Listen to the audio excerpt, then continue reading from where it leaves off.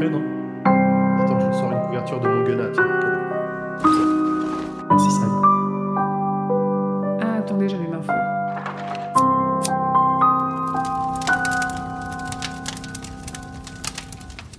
Allez, chers auditeurs et auditrices, venez vous asseoir avec nous près de ce feu de camp virtuel qui crépite tellement fort dans la cité souterraine de Lude qu'il a réveillé Blaine. Aïe, le compagnon grand poil et zéphiriel. Aïe. Aïe. Bienvenue dans ce 19e épisode de la 19e palabre.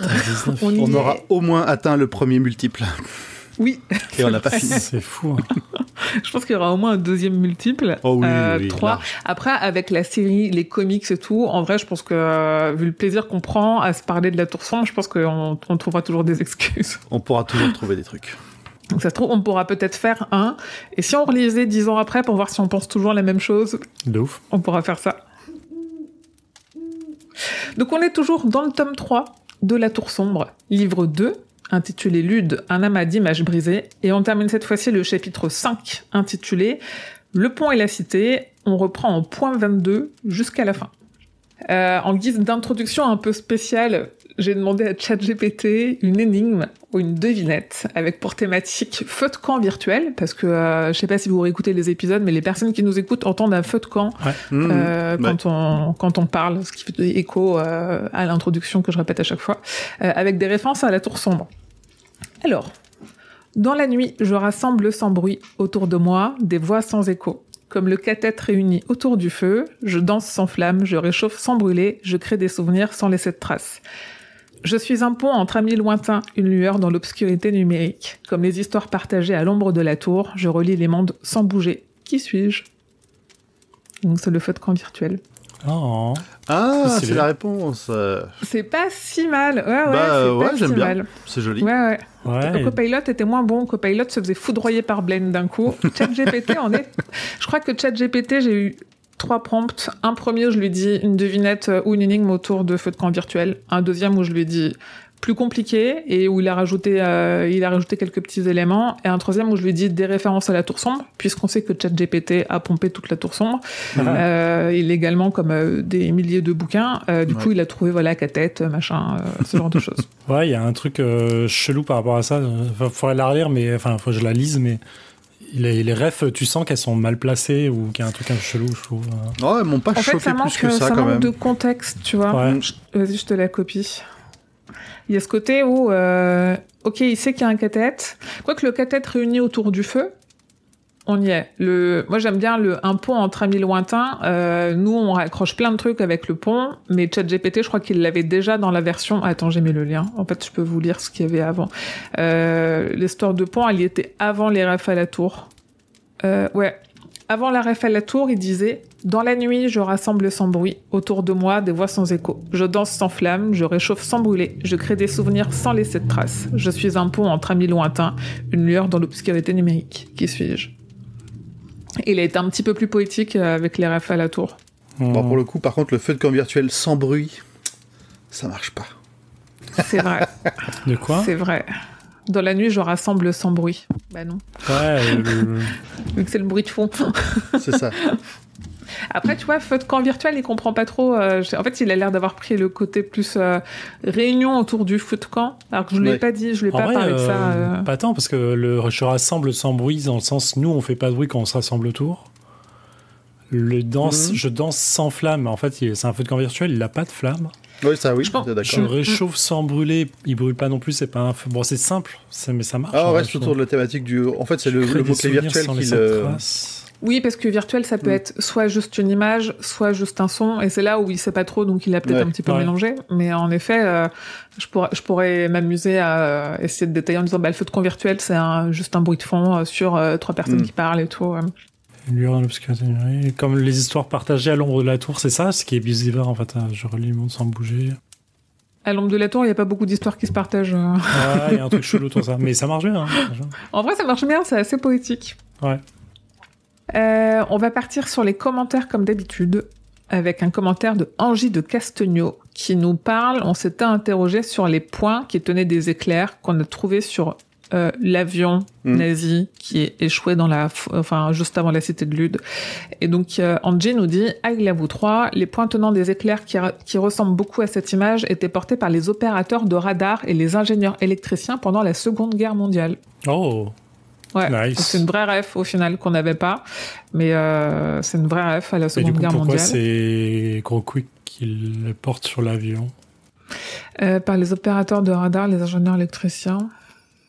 Okay. Tu sais, on peut imaginer que l'avion, qu'il a récupéré l'avion qui venait d'un autre monde, donc peut-être qu'il a récupéré une veste en même temps, enfin que c'était sur pas l'avion, que rien ne lui appartenait réellement. Non, c'était sur l'avion, ouais, c'était sur l'avion. Me semble-t-il. Ouais. Okay. Oui, je pense qu'il a dû déjà voir le symbole et puis il en a fait un peu ce qu'il voulait. Oui, ça marche. Ouais, ça marche.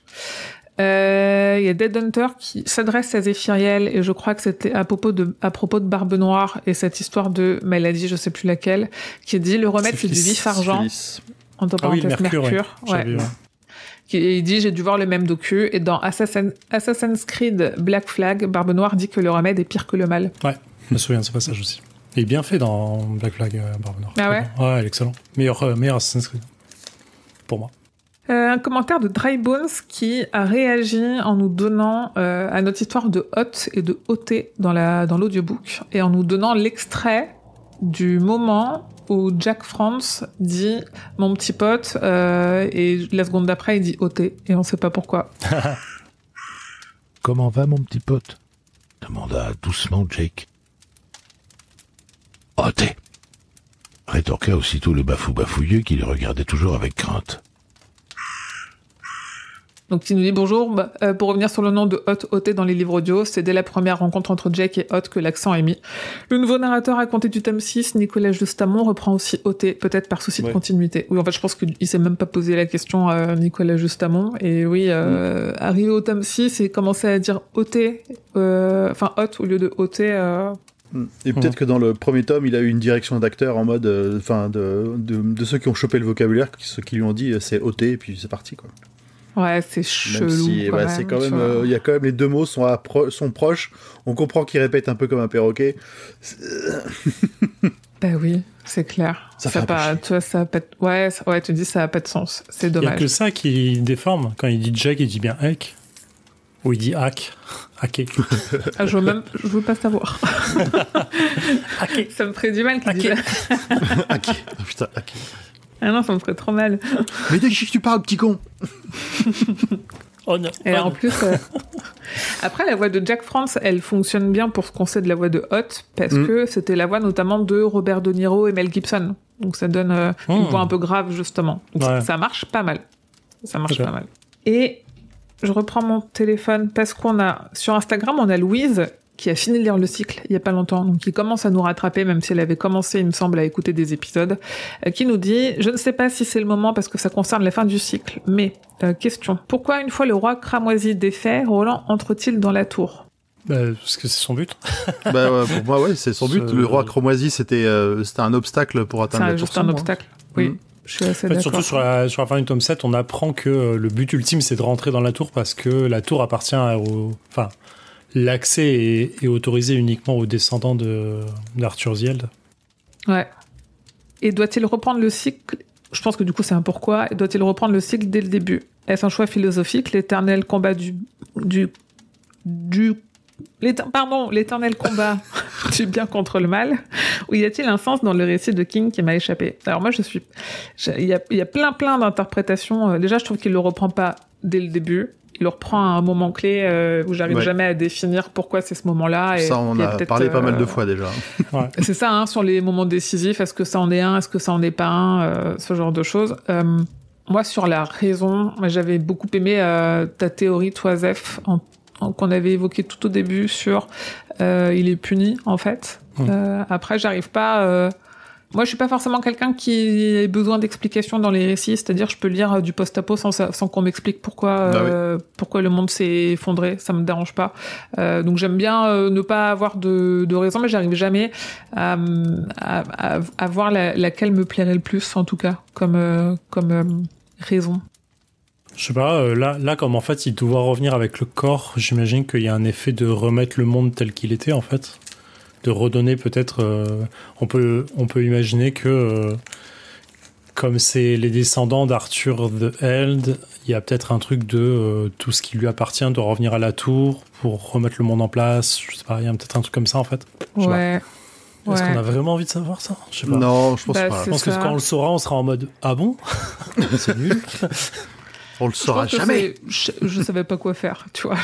Ou alors il l'a mis dans son testament et on l'apprendra que bien plus tard. Ça serait tellement cool. Qui sorte une explication plus tard au moment de sa mort. Je sais pas, je pense que c'est en vrai le cyclique qui dit que ça finira jamais, c'est un éternel recommencement. C'est la philosophie de la vie, c'est la philosophie du bien contre le mal, c'est la philosophie de tout ça en fait. Donc en vrai ça revient à tout ça, quoi qu'il arrive. Le cas, la roue, tout. Ouais, j'aime bien l'idée de chacun il voit un peu ce qu'il veut et c'est la mythologie de la Tour Sombre, elle est extrêmement développée. Je pense qu'il y a aucun livre dans lequel il a autant développé une mythologie, que ce soit la sienne ou tirée de la part de différentes mythologies. Et c'est un des principes de la mythologie, c'est de trouver un peu ce qu'on y cherche. Et j'aime bien me dire que du coup la Tour Sombre c'est notre Bible et on y lit chacun un peu tout ce qu'on a besoin d'y lire. Ouais, je suis d'accord. Ouais, ça marche bien. Voilà. Sur ce. Est-ce que nous avons un résumé de l'épisode précédent? Bien sûr, je l'ai écrit il y a tellement longtemps. Plus de 24 heures. Tenez-vous. Wow. En vrai, il a été écrit la semaine dernière, c'est dire. Est-ce que tu vas réussir à te relire? Alors, ça, c'est autre chose. Notre cathète fait ses premiers pas sur le pont amenant à Lude. À peine la première difficulté rencontrée... Attends, merde, parce que j'ai écrit à peine la première difficulté... à peine la première difficulté passée, j'ai pas mis de virgule. Pourquoi il n'y a pas de virgule dans cette phrase? À peine la première difficulté passée, virgule, que le premier ennemi se présente à eux et enlève Jake en guise de droit de passage. Une première triple séparation entre entre Jack qui va visiter les égouts, Roland et Hot qui le suivent, et le couple Dean qui vont à la rencontre des ados. Des ados de la ville et se diriger vers le berceau de Blaine. Déjà des morts et de l'aventure, mais ce n'est que le début. Oh, c'était nul cette phrase. Qu'est-ce qui s'est passé? Ça fait générique de dessin animé. En fin de page, je voulais rajouter une phrase. Bah, c'était nul. Désolé. Ça veut rien dire. Ça veut dire quelque chose, mais c'était nul. On aurait dit ChatGPT qui l'avait écrit, quoi. C'est pas vrai. Hein. C'est pas utilisé. J'ai jamais utilisé ChatGPT de ma vie en plus. Ah oui, ChatGPT, ouais. Et en fait, c'est marrant ce que t'as dit ChatGPT, et moi j'ai compris Jack tout pété, et je me suis dit, ah tiens, Jack il a bu trop de graphes. Et qui est pété. Ok. Alors. Donc on reprend au point 23. Yep. Et on va jusqu'à la fin de ce chapitre-là, et on traitera la fin dans l'épisode 20. Roland n'est pas tombé dans le piège de la fontaine. Il l'a même trouvé assez puéril. Son entraînement de pistolero lui permet de détecter la fontaine et les pavés piégés, qu'il évite soigneusement, avec dans ses bras le petit bafouilleux qui s'impatiente. Le passage passé, Roland déclenche délibérément le piège et entend au loin un coup de feu, probablement le signal de Susanna et Eddie qui ont trouvé le berceau. Le pistolero s'inquiète de savoir ce que pensera Jake du piège qui se déclenche. S'il a du bon sens, il comprendra que c'est un jeu d'enfant pour un pistolero, mais peut-être Gâcheur a-t-il commencé à le terroriser suffisamment pour qu'il perde sa clairvoyance. Avec un peu de chance, le pirate y croira lui aussi et baissera un peu sa garde. Grâce au flair d'Hot, il trouve la bouche d'égout par laquelle Gâcheur et Jake sont descendus. Roland s'attache à Hot pour l'aider à descendre, et c'est laborieux les barreaux d'une échelle grasse quand on n'a plus tous ses doigts, et pour ne pas le perdre dans le noir une fois en bas, alors qu'il piste l'odeur de Jake. J'aime beaucoup tout ce passage avec la discussion avec Hot, qui n'est pas vraiment une discussion, mais plus des ordres donnés et une espèce de réponse de Hot. Mais je trouve que ça avait vraiment un truc de communication commune qui était assez cool et agréable pour... en termes de narratif, parce que t'as quand même le Roland qui parle pas tout seul, donc t'as un effet de... il se répond un peu à lui-même via Hot. Et ça donne vachement de présence à Hot et d'importance dans ce qui va se passer par la suite. Je trouve ça trop cool. Ça l'intègre, ça l'intègre vraiment dans le cœur de Roland quelque part, hein, parce qu'il se rend compte à quel point le bafouilleux est intelligent. Et ça va montrer un peu plus loin par la suite que c'est vraiment un connard des fois, Roland. Pour résumer. Ouais, j'aime bien que ce soit ce côté où les deux ont toujours été méfiants l'un envers l'autre, mais ils sont forcés de s'apprivoiser parce qu'ils ont un but commun, et j'aime bien ça. Ouais. De leur côté, Eddie et Susanna arrivent au berceau, un édifice gigantesque et immaculé, duquel se déversent des quantités d'eau. Le bâtiment est agrémenté de diverses statues et gargouilles, et à son sommet, une statue d'un pistolero de 20 mètres, tout en or, qui brandit un revolver et un rameau d'olivier. Susanna pense d'abord que c'est Roland, et je crois pas que ce soit dit clairement, mais je sais plus où je l'ai lu. En fait, il s'agit de Arthur Held, qui est un ancêtre de Roland, du coup. Ouais, c'est pas dit effectivement, mais on peut le deviner ou s'en douter. J'aime beaucoup la démesure de la ville en fait dès le début quand il parle des lieux, du lieu et de l'immensité du truc. Et ça montre aussi l'importance du berceau en fait. Enfin, le berceau est immense. T'as un truc que t'es complètement démesuré. Moi, j'avais l'impression de voir un truc qui était plus grand qu'un stade de foot dans mon imagination. Et en fait, donc l'importance qu'a le berceau dans la ville, la démesure que ça apporte, et du coup l'importance de ce qu'il y a à l'intérieur. C'est-à-dire Blaine et Patricia normalement. Et ils présentent les totems encore. En fait, t'as les totems des rayons encore dans la description. Et ce qui me renvoie à ce qu'on disait dans l'épisode d'avant, où il y a quand même, on peut se douter que ça existe ailleurs, quoi. Qu'il y a un truc c'est une forme de répétition en horloge de chaque rayon, chaque totem. Donc chaque ville importante qu'il y a sur le rayon sur chaque rayon, il devrait avoir une ville importante qui devrait répéter un peu ça. Moi, je le vois un peu comme ça, mais je me l'imagine peut-être. Moi, je l'imaginais comme le cœur de la ville, vraiment. Hein. Avec en plus, et relié, on nous dit que ça débouche, c'est la rue de la Tortue qui arrive sur la place du berceau, donc vraiment, tout est, pour moi, la ville, elle est organisée autour du berceau. Vu que ça représente laissé sur le chemin du rayon. C'est un peu comme toutes les villes où la gare est centrale, normalement. La gare de train est centrale parce que c'est facile pour tout le monde d'y aller et que c'est un moyen parce que, à la base, souvent, il y a beaucoup de choses qui sont construites autour de cette gare. Mais c'est assez fou. J'aime beaucoup cette idée en fait de répétition à travers l'entre-deux-mondes de villes qui sont toutes sur le rayon. Et dont la rue du rayon en cours, c'est-à-dire qu'il y a une rue de l'ours quelque part, il y a une rue du lion, il y a une rue de trucs, donc c'est assez stylé je trouve comme idée. Et je me souvenais pas effectivement de la première lecture de cette statue de pistolero en plein milieu, qui fait un truc bizarre je trouve sur la représentation du héros au milieu de Lude. Je sais pas, il y a un truc un peu chelou de... Je sais pas comment expliquer ça. La façon dont Roland en parle, c'est tous les pistoleros de Gilead n'ont jamais vu Lude en fait. Et un côté de on n'a jamais voyagé aussi loin. Et il y a une statue d'un pistolero au milieu de Lude. Et on se posait du coup la dernière fois la question de est-ce qu'il y a des pistoleros ailleurs qu'à Gilead? Et en fait, pour moi, ça répond complètement à la question de dire il y en a eu partout en fait. Des pistoleros, des représentants de la loi, de l'ordre, de la justice, du blanc, il y en a eu partout en fait. Et du coup. Gilead est un des derniers bastions au moment où on vit la jeunesse de Roland. C'est un des derniers bastions qui crée encore des pistoleros dans un monde où il n'y en a plus en fait.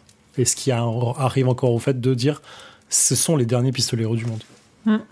Pour moi, Lude, en fait, c'est pas tant un bastion différent qu'il connaîtrait pas que l'histoire que Gilead a perdu pour moi la trace justement des pistoleros qui sont ailleurs dans le monde.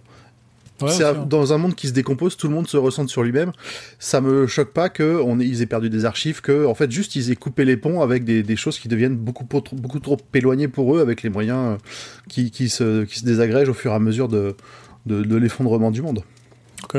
Tu vois, on garde des légendes sur Lude, mais pas forcément sur les pistoleros qui étaient là-bas. L'image d'une cité importante et tout ce qui reste. Moi, ce berceau, comme il est décrit là, j'ai très très envie. Ça fait partie des choses que j'ai envie de voir adaptées, pour le coup. Et j'ai pas encore regardé. En fait, j'ai ce même effet de certaines parties du Problème à 3 corps où j'ai pas encore regardé l'adaptation, mais j'ai vu dans les bandes annonces des choses que j'avais hâte de voir représentées. Et je me suis dit, ouais, ok, en fait, si on le fait bien, ça peut vraiment être très très cool, esthétiquement, en fait. Alors, par contre, juste un petit avertissement. T'as lu que le premier tome de la trilogie? Parce que là, du coup, dans la série, dans la première saison, ils font des mélanges des 3 tomes. Est-ce que donc, les tu deux vas avoir autres des informations. sont bien? Les autres sont. Le deuxième m'est un peu tombé des bras. Le troisième, je l'ai bien aimé. Mais du coup, quand t'as lu que le premier tome et tu dis j'ai regardé l'adaptation du premier tome, tu fais il se passe des choses je suis pas au courant là. Donc juste un petit avertissement. Je suis pas sûr de lire la suite, donc c'est pas très grave. Ouais, ok. Au sol, une ligne rouge, une ligne de démarcation que Maud et Jeeves refusent de franchir. Susanna laisse repartir Maud et Jeeves avec la promesse de ne pas leur tirer dessus une fois le dos tourné. Maud les met une fois de plus en garde. Pénétrer dans le berceau de Blaine, c'est la mort. Eddie tente désespérément de leur faire comprendre qu'ils s'entretuent à cause d'une bande-son enregistrée qui est jouée volontairement, mais les ados n'écoutent pas. Une fois seule, Susanna hésite à dire qu'elle est enceinte, mais ce n'est pas le bon moment et elle n'est pas encore sûre. Les amoureux se parlent, Eddie lui explique qu'il a commencé à l'aimer parce qu'elle lui rappelait ce qu'il n'avait plus ici, New York notamment, mais qu'aujourd'hui, pour rien au monde, il n'y retournerait. Susanna, elle, a commencé à aimer Eddie parce qu'il l'a libérée de Detta et Odetta.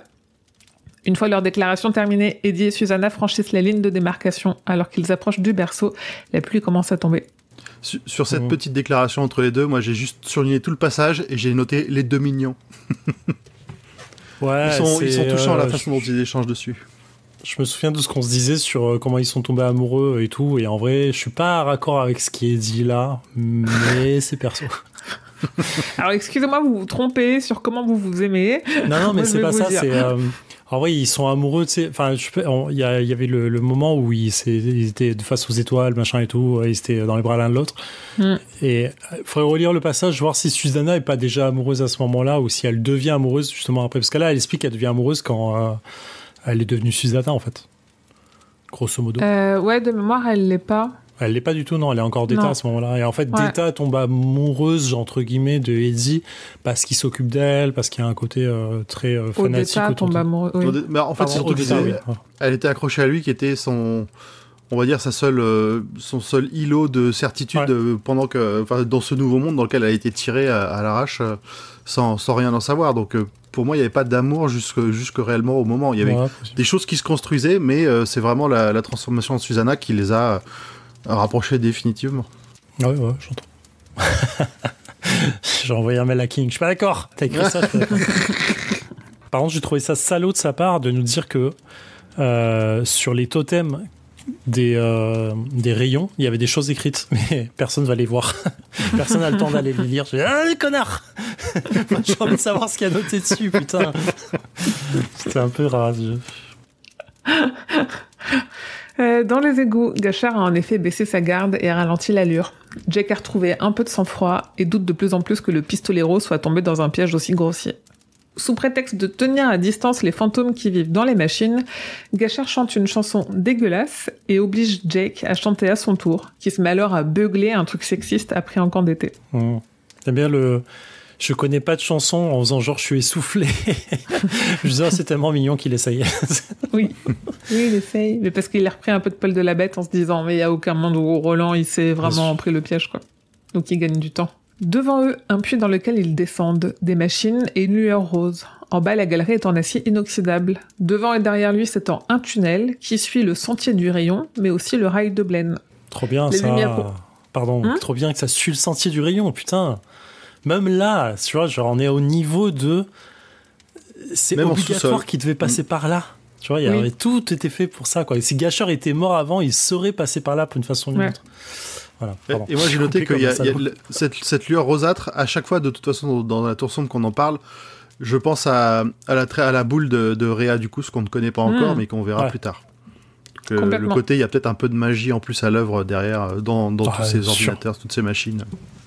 Mais là, la lumière rosée, elle vient de néons qui sont au plafond du tunnel, ce qui fige Jake de stupeur pendant que Gashar lui explique que les ados ignorent tout cet endroit. Ils ont trop peur des monstres qu'il pourrait y avoir sous terre et ne s'approchent pas des bouches d'égout. Et alors, on parlait tout à l'heure de... La tour sombre, c'est notre Bible, et parce que c'est une mythologie.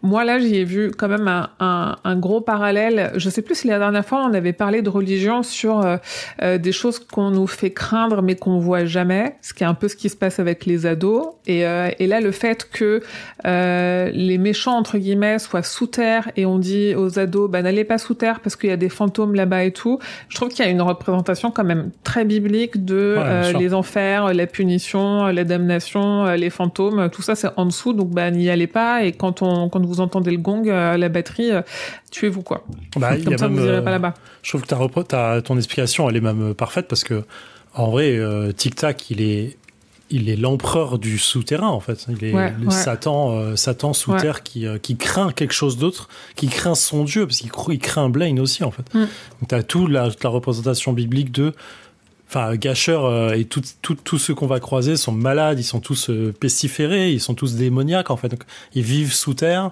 ils vont capturer les humains pour les amener en enfer, pour les offrir à un seigneur.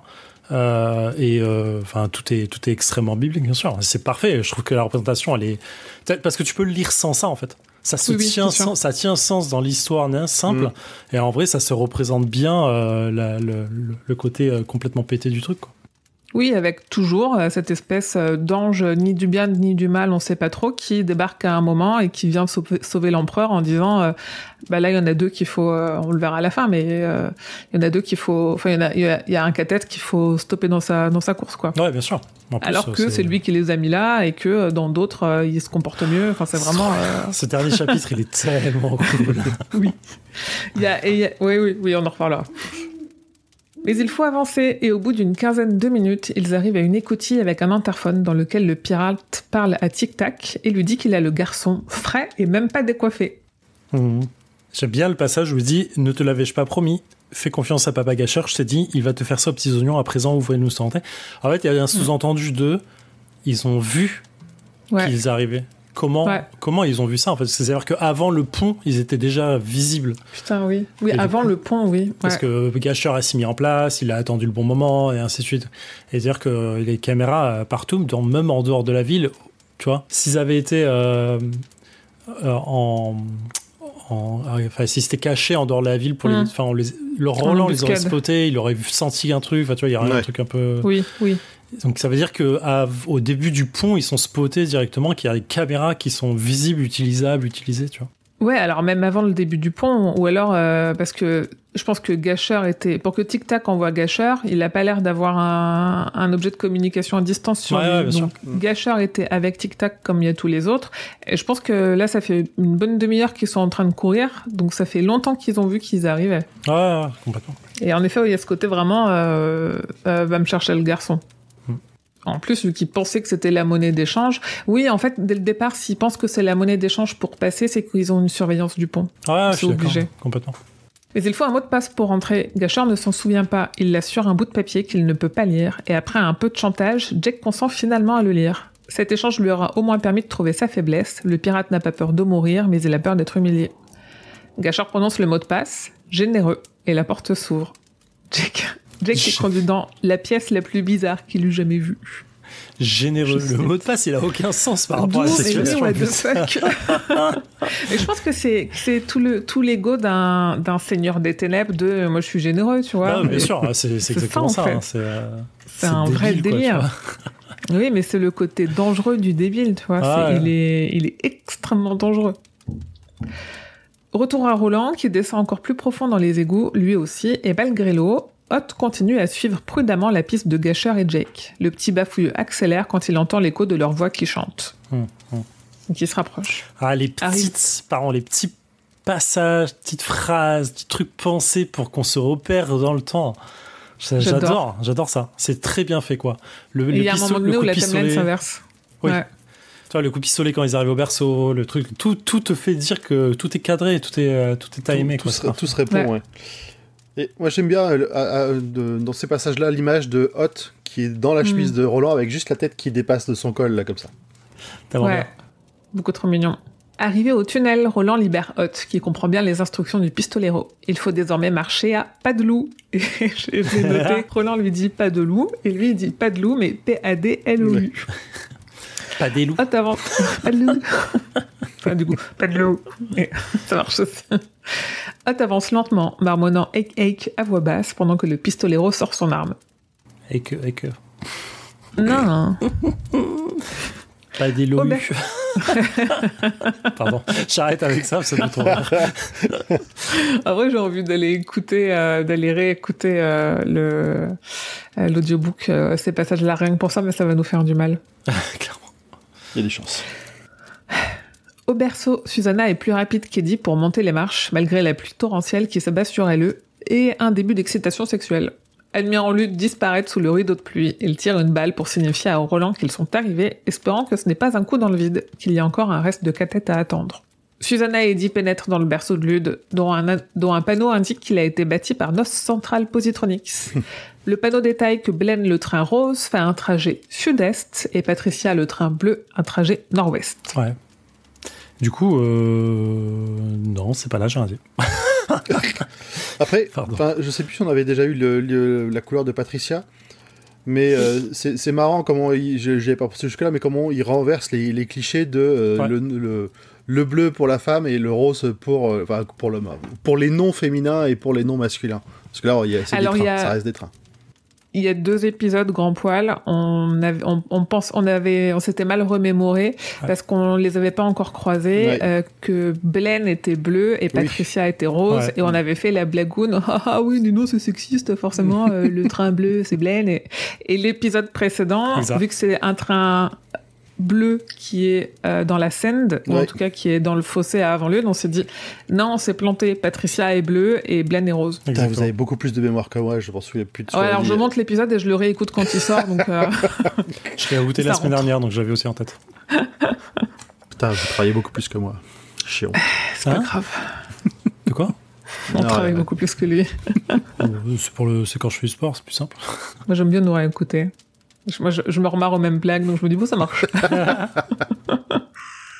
Des sculptures de marbre les observent, probablement des anciens juges vu leur tête austère, selon Eddie, ce qui inspire à Susanna le poème de T.S. Eliot, qui a servi de titre au chapitre.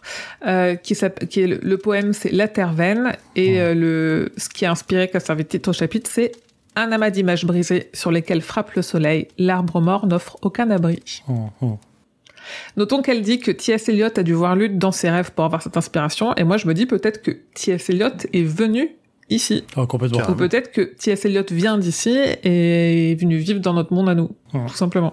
J'aime bien Eddie, je crois que c'est Eddie ou Susanna, qui se fait le passer en disant Patricia va partir pour les baronnies nord-ouest, le passager Killington est pris de se présenter au guichet, tu sais, il se fait un délire comme ça. Et en fait, je me disais, c'est fou parce que elle va partir pour les baronnies nord-est, donc le trajet nord-ouest, pardon. Je me dis, ce décalage, je sais pas où elle s'arrête, parce qu'on le sait pas du coup, mais ce décalage qu'il y a entre les baronnies Gilead, qui sont encore au Moyen-Âge ou pas loin, et Lude, qui est dans le futur, quoi. C'est ultra intéressant, en fait. Je me dis à quel point... Mais tout le passage de Blaine après qui explique que le monde a changé aussi, c'est... Après, est-ce que c'est pas...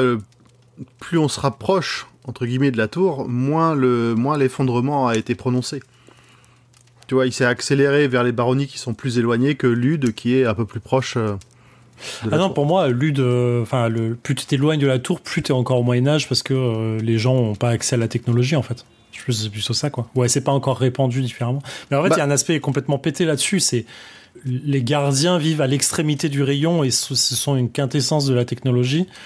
Et entre Lude et le gardien, t'as un village tout paumé encore au Moyen-Âge, quoi.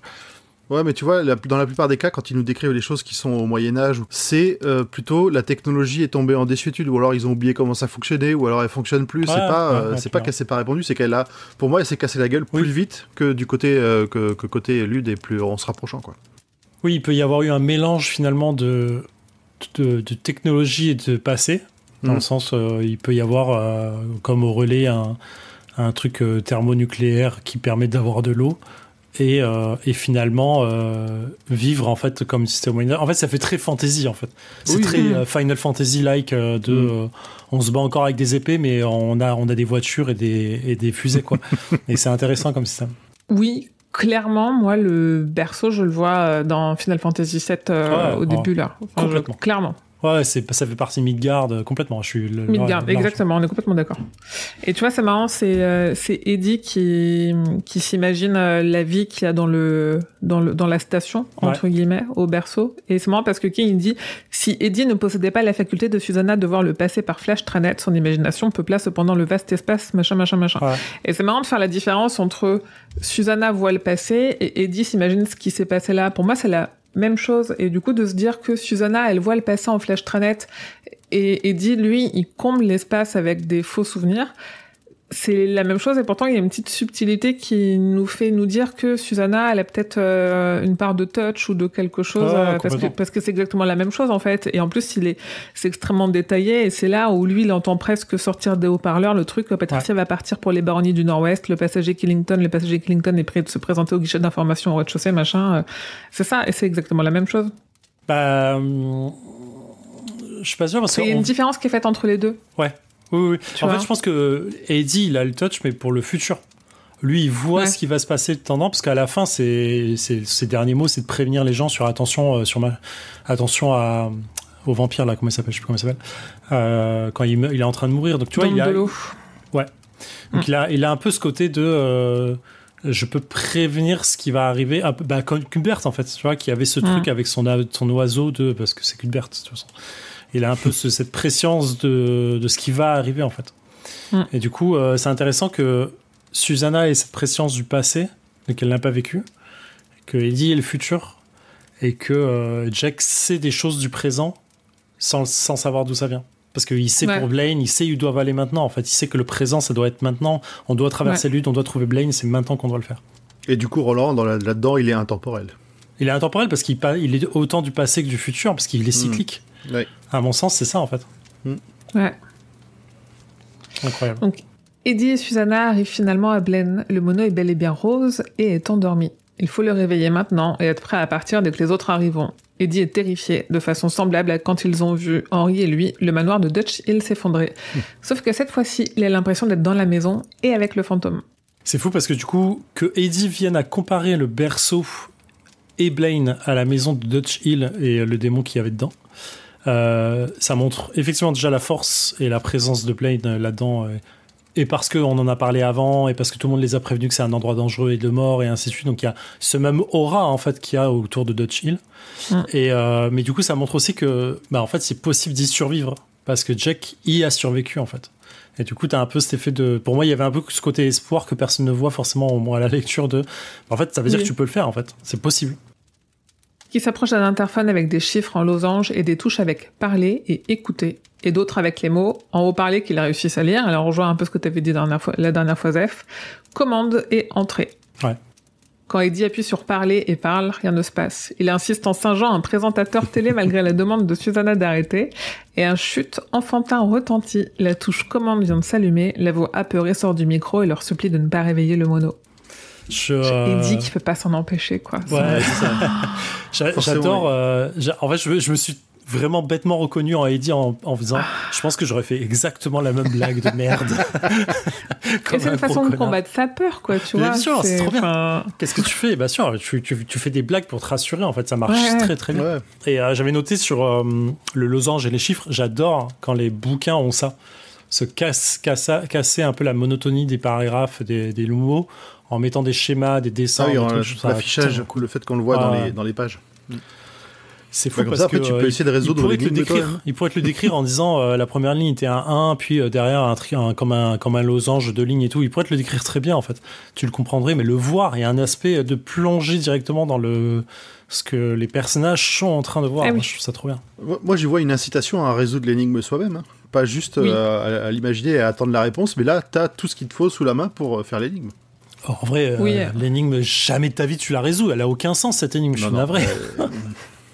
Oui, mais t'as ce truc où t'as envie de t'y pencher un petit peu pour voir s'il y a pas des choses que tu loupes. Alors après, je sais pas si c'est parce qu'on est des joueurs ou pas, mais t'as vraiment ce truc comme un RPG book ou un livre dont vous êtes le héros, de dire alors qu'est-ce qu'il y a là-dedans, qu'est-ce que je vais pouvoir décoder, tu vois. Moi, je vois ça, c'est les trucs que je vois sur les 50 milliards de point and click que je fais, tu vois. C'est ces choses-là. Ah ben, en vrai, quand Susanna donne la solution, je suis allé relire l'énigme, je me dis aucun sens entre la réponse et la question. Je suis navré pour elle, quoi.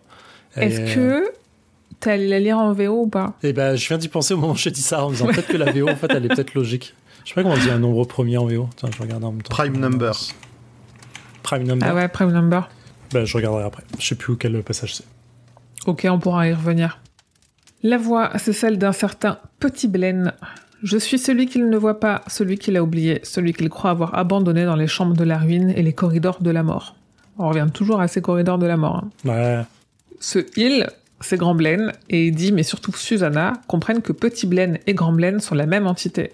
Et là, je cite, Susanna connaissait tout sur la folie de la dualité. Donc, on nous dit direct que s'ils sont deux dans la même entité, c'est la folie, c'est le bordel, c'est la merde. On dit là, ça va être le même shit qu'avec d'État au d'État, sauf qu'on parle d'un train supersonique qui a tous les pouvoirs. On savait que ça allait être chelou, mais là, en plus, on sait qu'il est psychotique et pas juste dangereux ou autre, vraiment imprévisible. Enfin, ça aussi, un peu comme avec Tic Tac, hein, ce qui va leur faire peur, c'est le côté imprévisible. Il peut passer d'une émotion d'un instant à l'autre, comme ça, c'est avec un trigger, mais un poil de cul suffit à le faire décoller, quoi. Oui, surtout que du coup, Susanna, elle a tout de suite, elle a une terreur qui est bien plus grande que celle d'Eddie depuis le début, parce qu'elle capte tout de suite comment ça fonctionne, quels sont les enjeux, quels sont les dangers de, je pense, transposer ce qu'elle a ressenti en elle à un Blaine le Mono, en sachant tout ce qu'ils savent sur lui et sur son pouvoir et sur ce qu'ils ont commencé à capter aussi de la guerre qui se passe ici. Elle le supplie de terreur, et Susanna, elle est pas du genre à supplier de terreur. Donc c'est que vraiment, c'est pas anodin. Ouais, moi j'avais noté, c'était marrant de voir que on était très proche de Gollum sur Blaine, en fait, encore une fois, qui a une forme de double personnalité, quoi. Il a le petit Blaine qui fait partie de lui et qui est là en mode attention, faut pas le réveiller, faut pas le gêner. Gollum a cette aussi double personnalité de lui plus le pouvoir de l'anneau qui a sur lui, en fait. C'est marrant. Ah ouais, j'avais pas vu ça. Parce que Blaine, c'est Gollum, hein, les devinettes, tout ça, on en a déjà parlé. Mais... Ah oui, c'est ce que tu disais. Oui, c'est ce que tu disais sûr, avec celle qui était la dernière qui est insoluble. Ouais, tout à fait. Complètement. On est sur le même schéma. Ouais. Et donc, alors que Susanna supplie de terreur et de s'en aller, la petite voix annonce que c'est trop tard, Grand Blaine est réveillé et les lumières s'allument. Et elle s'allume vraiment comme ça s'allume genre dans les... Genre, quand t'es dans les films d'horreur, quand ils sont dans un supermarché la nuit, tout s'allume par Oui, exactement. Trop bien. C'est trop bien. Ce qui n'est le cas de aucun néon dans la vie réelle. Je me demande si c'est pas le cas. Attends, avec le boulot, quand on avait déménagé, on avait mis des trucs dans des gros souterrains de stockage à Paris, là. Et je me demande quand t'allumes s'il n'y a pas un effet de ça s'allume un par un. Histoire de bien foutre les boulettes. Moi, j'y serais pas allé. Moi, je serais pas rentré là-dedans. Ah, normalement, ça s'allume par zone. Donc tu dois rallumer à chaque fois. Plutôt plus par zone, ouais. Alors, je reviens sur un tout petit peu. Je m'appelle Petit Blaine, machin et tout. Qui est celui qui ne voit pas? Est-ce l'ours? Et en fait, c'est Eddie qui pense en disant non, c'est pas lui. Charles dit que gisait mort dans la forêt à des kilomètres derrière eux. Le monde avait changé depuis lors. Eddie se rappelait les sentiments quand il avait posé l'oreille contre cette étrange porte dans la clairière où l'ours avait vécu sa semi-existence violente. Cette porte, avec ses terribles rayures jaunes et noires. Et c'est là où je voulais venir. Elle était toute une pièce. Se rendit-il compte à présent? Une partie de quelque horrible, tout en plein délabrement, une toile en loques avec la tour sombre en son centre, telle une énigmatique araignée de pierre. L'entre-deux-mondes tout entier s'était métamorphosé en une immense maison hantée. Ces étranges derniers jours. L'entre-deux-mondes tout entier était devenu les Drawers. L'entre-deux-mondes tout entier s'était métamorphosé en terre perdue, obsédante et possédée. Il y avait deux choses. J'étais pas ultra d'accord avec le terme, parce qu'en fait, j'arrivais pas à comprendre là. Elle était toute une pièce. Se rendit compte à présent, et en fait, je me disais, je suis pas d'accord sur le terme de pièce. La VO dit, it was all of a piece. Et pour moi, c'était pièce dans le sens morceau. C'était tout de plusieurs morceaux, mais je suis pas persuadé de ça maintenant que je le relis. Ouais. Pour moi, c'était le tout d'un seul morceau, en fait. Dans le sens, le tout est d'un seul bloc. Et derrière la porte, pour moi, du coup, il y a un seul univers.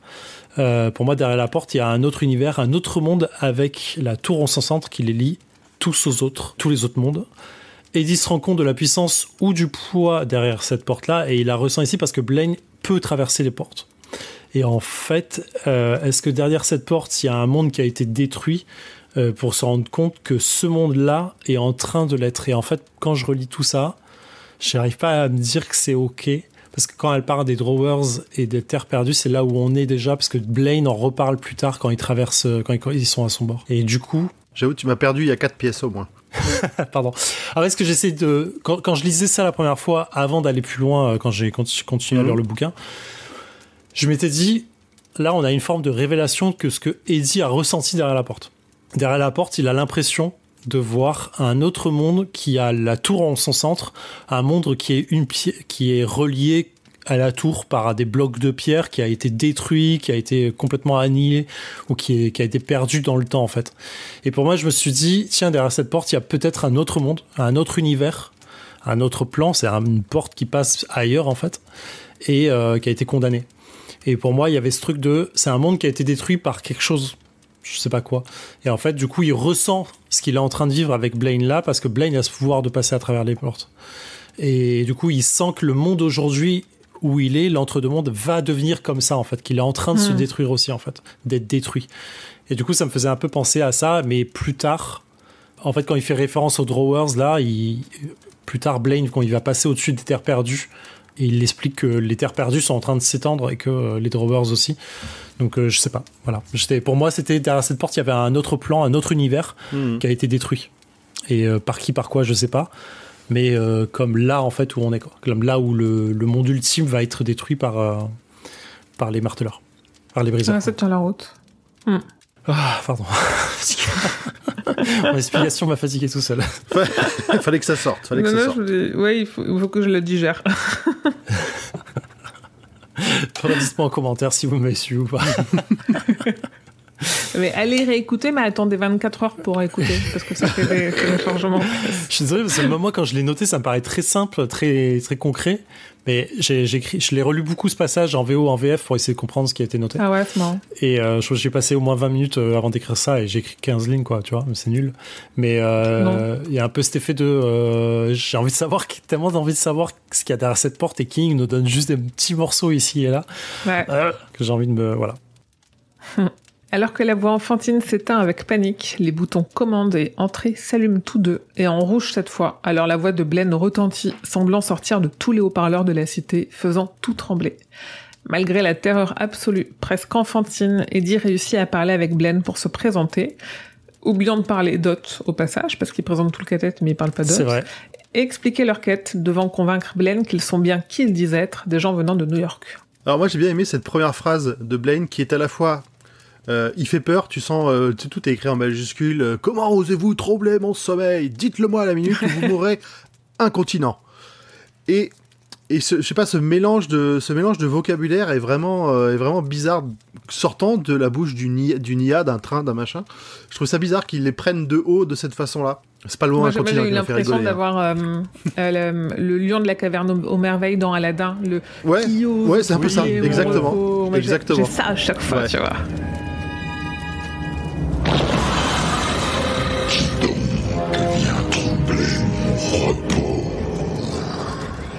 C'est exactement ce que je ressentais.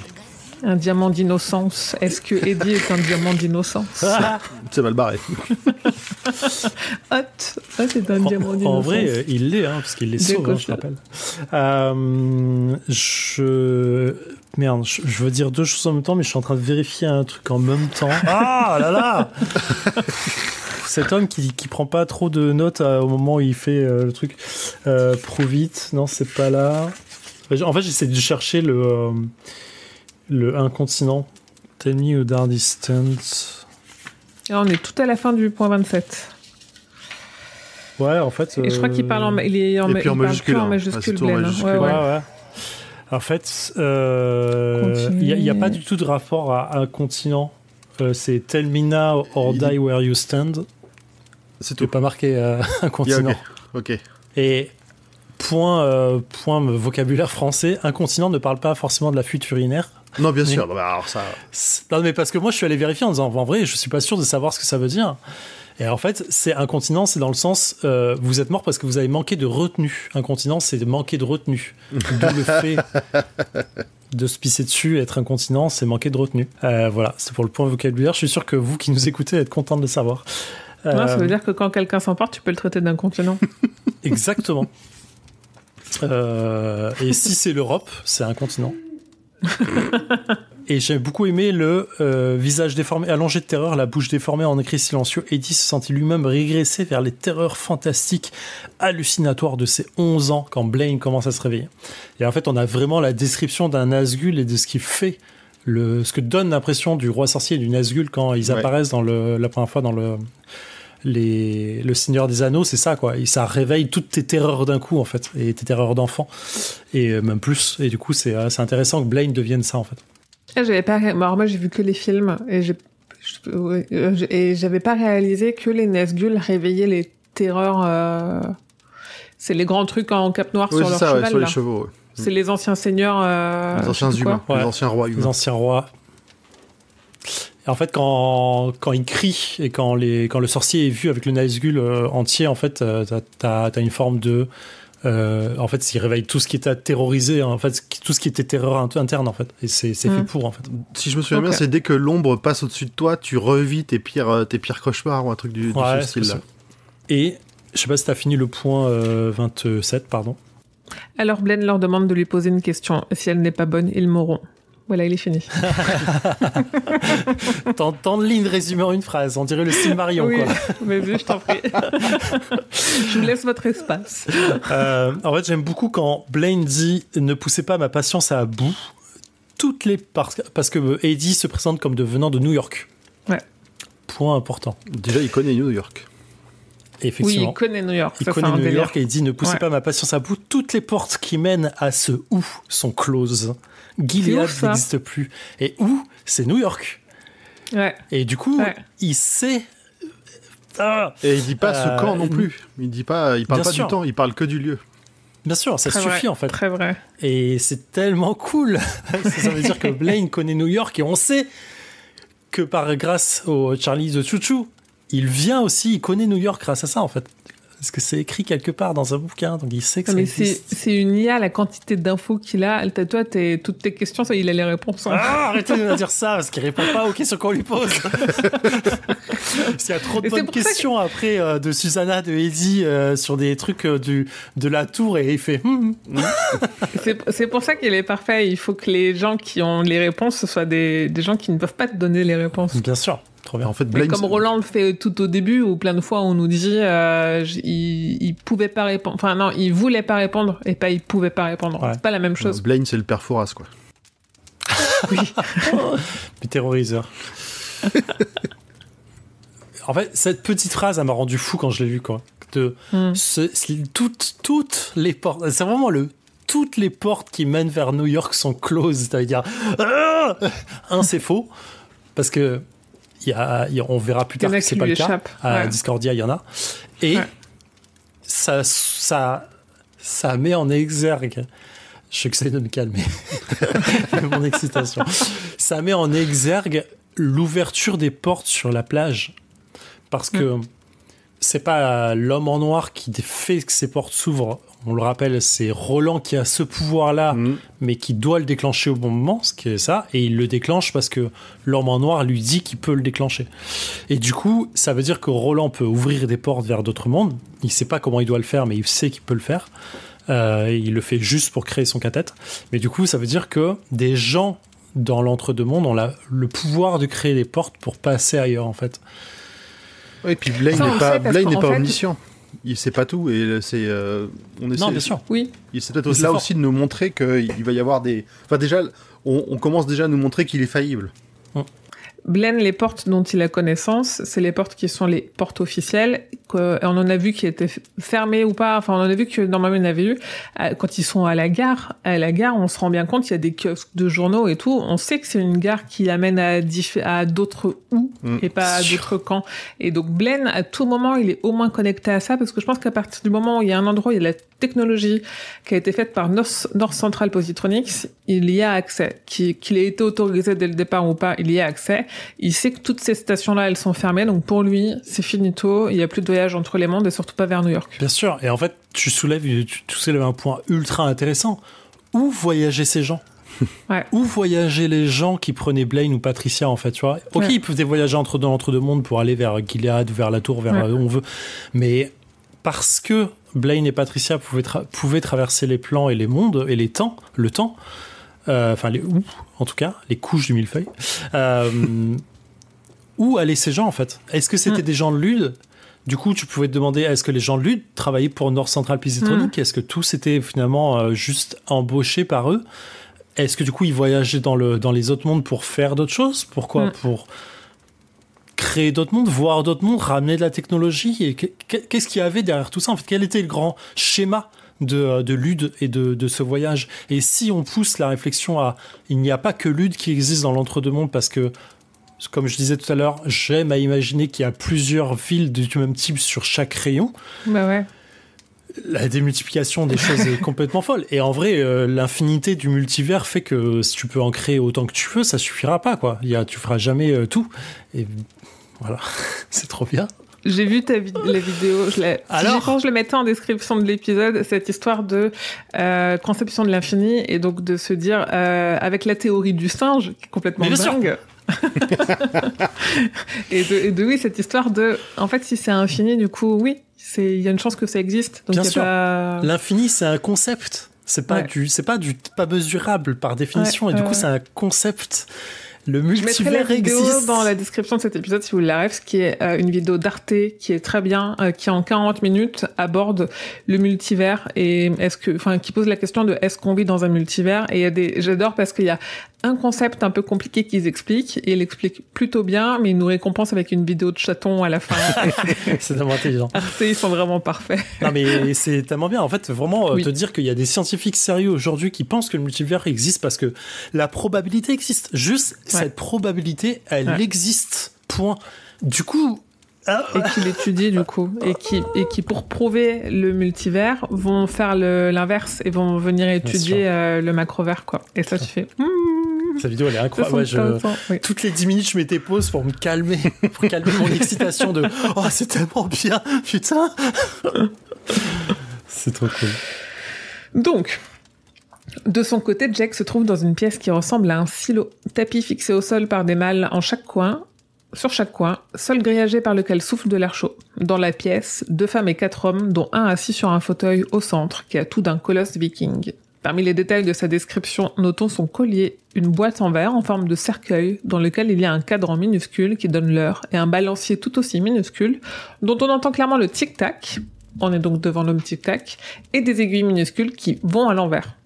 Je me pose la question de comment King a créé ce perso, quoi. Vraiment incroyable, ce personnage de tic-tac qui fait référence à lui-même en mettant des montres, en ayant un horloge au-dessus de lui. Enfin, vraiment, il y a un truc c'est un non-sens de la situation. C'est clair. C'est incroyable. Ouais. J'adore ce perso, c'est vraiment un méchant de dessin animé, tu vois. Ouais, complètement. Dans cette pièce, c'est le seul qui semble en bonne santé. Satisfait, il toise Jake de haut en bas et tue au passage une grille qui riait un peu trop. L'occasion de nous démontrer que malgré sa corpulence, il est redoutable de rapidité, un peu tel un pistolero. Oui. Et en fait, je me suis dit, c'est le revers d'une même pièce. En fait, on peut... c'est comme les trucs de super-héros. Si une personne dans le monde a un super-pouvoir d'être plus fort que les autres, ça veut dire qu'il y a forcément d'autres personnes qui l'ont, ce super-pouvoir. Regardez Incassable ou regardez-le si vous l'avez jamais vu, un des meilleurs films de Shyamalan, mais sûrement le meilleur d'ailleurs. Mais effectivement, le revers d'une même pièce, c'est parce que dans un spectre, t'as quelqu'un qui est extrêmement fort, t'as forcément l'opposé qui existe. Et dans tous les sens du terme, si t'as quelqu'un qui est extrêmement fort et qui défend le bien, t'as forcément une personne qui va être extrêmement forte pour défendre le mal, pour propager le mal. Et du coup, je me suis dit, évidemment, on peut imaginer que ceux qui vont à l'ouest sont des pistoleros ratés, mais rien ne dit que leur entraînement et les capacités surhumaines sont réservées aux pistoleros et à leur entraînement. Bien sûr qu'il peut y avoir des méchants, j'ai écrit méchants, des méchants qui peuvent l'avoir aussi, en fait, ailleurs. C'est trop bien. Ouais, moi je l'avais relevé parce que j'aime bien moi les personnages de méchants que j'aime, c'est des personnages qui sont imposants physiquement. Genre j'ai adoré Thanos. Je suis très peu Marvel, j'ai quand même vu quasiment tout ce qui est sorti en film, au moins sur les premiers arcs. J'ai adoré Thanos et il y avait un truc que j'avais remarqué qui était très fort à un moment donné quand Thanos combat Hulk, c'est les deux mêmes gabarits. Et il y en a un qui est d'une lenteur, il est handicapé par son gabarit, c'est Hulk, et Thanos, il est d'une rapidité, d'une souplesse et d'une agilité qui était vraiment frappante. Et là, j'ai retrouvé ce même truc où on me dit, il est hyper imposant physiquement et c'est pas un obstacle pour lui, il est quand même extrêmement rapide, donc il est doublement dangereux.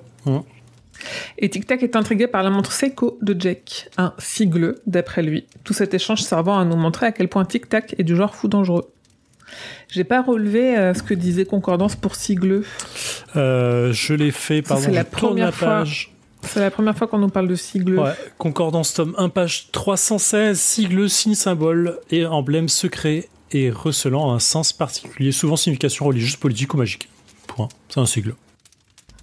L'homme tic-tac est inquiet que la montre puisse être piégée, mais quand il pose son doigt sur l'écran, rien de dangereux ne se passe. Il est juste fasciné et émerveillé par le cadran qui se remet à zéro et repart à rebours. À sa demande, Jack lui en fait don. Alors il est coincé sous les énormes mains du bonhomme qui sont posées sur ses épaules et qu'il répond à côté de la plaque sur une question à propos de la montre. Jack sent le besoin de faire diversion dans l'esprit du colosse et le questionne sur le cadavre de géant qu'ils ont vu dans l'avion écrasé, David Quick. Et en fait, David Quick, c'était l'arrière-grand-père de l'homme tic-tac. Ouais. Qui s'est reproduit avec des ados. Qui s'est reproduit. Bah ouais. Ça fait des enfants. Bah ouais. Ça induit forcément du coup, où est son père, tu vois, qui était son père, qui sont ses parents, c'est ouais.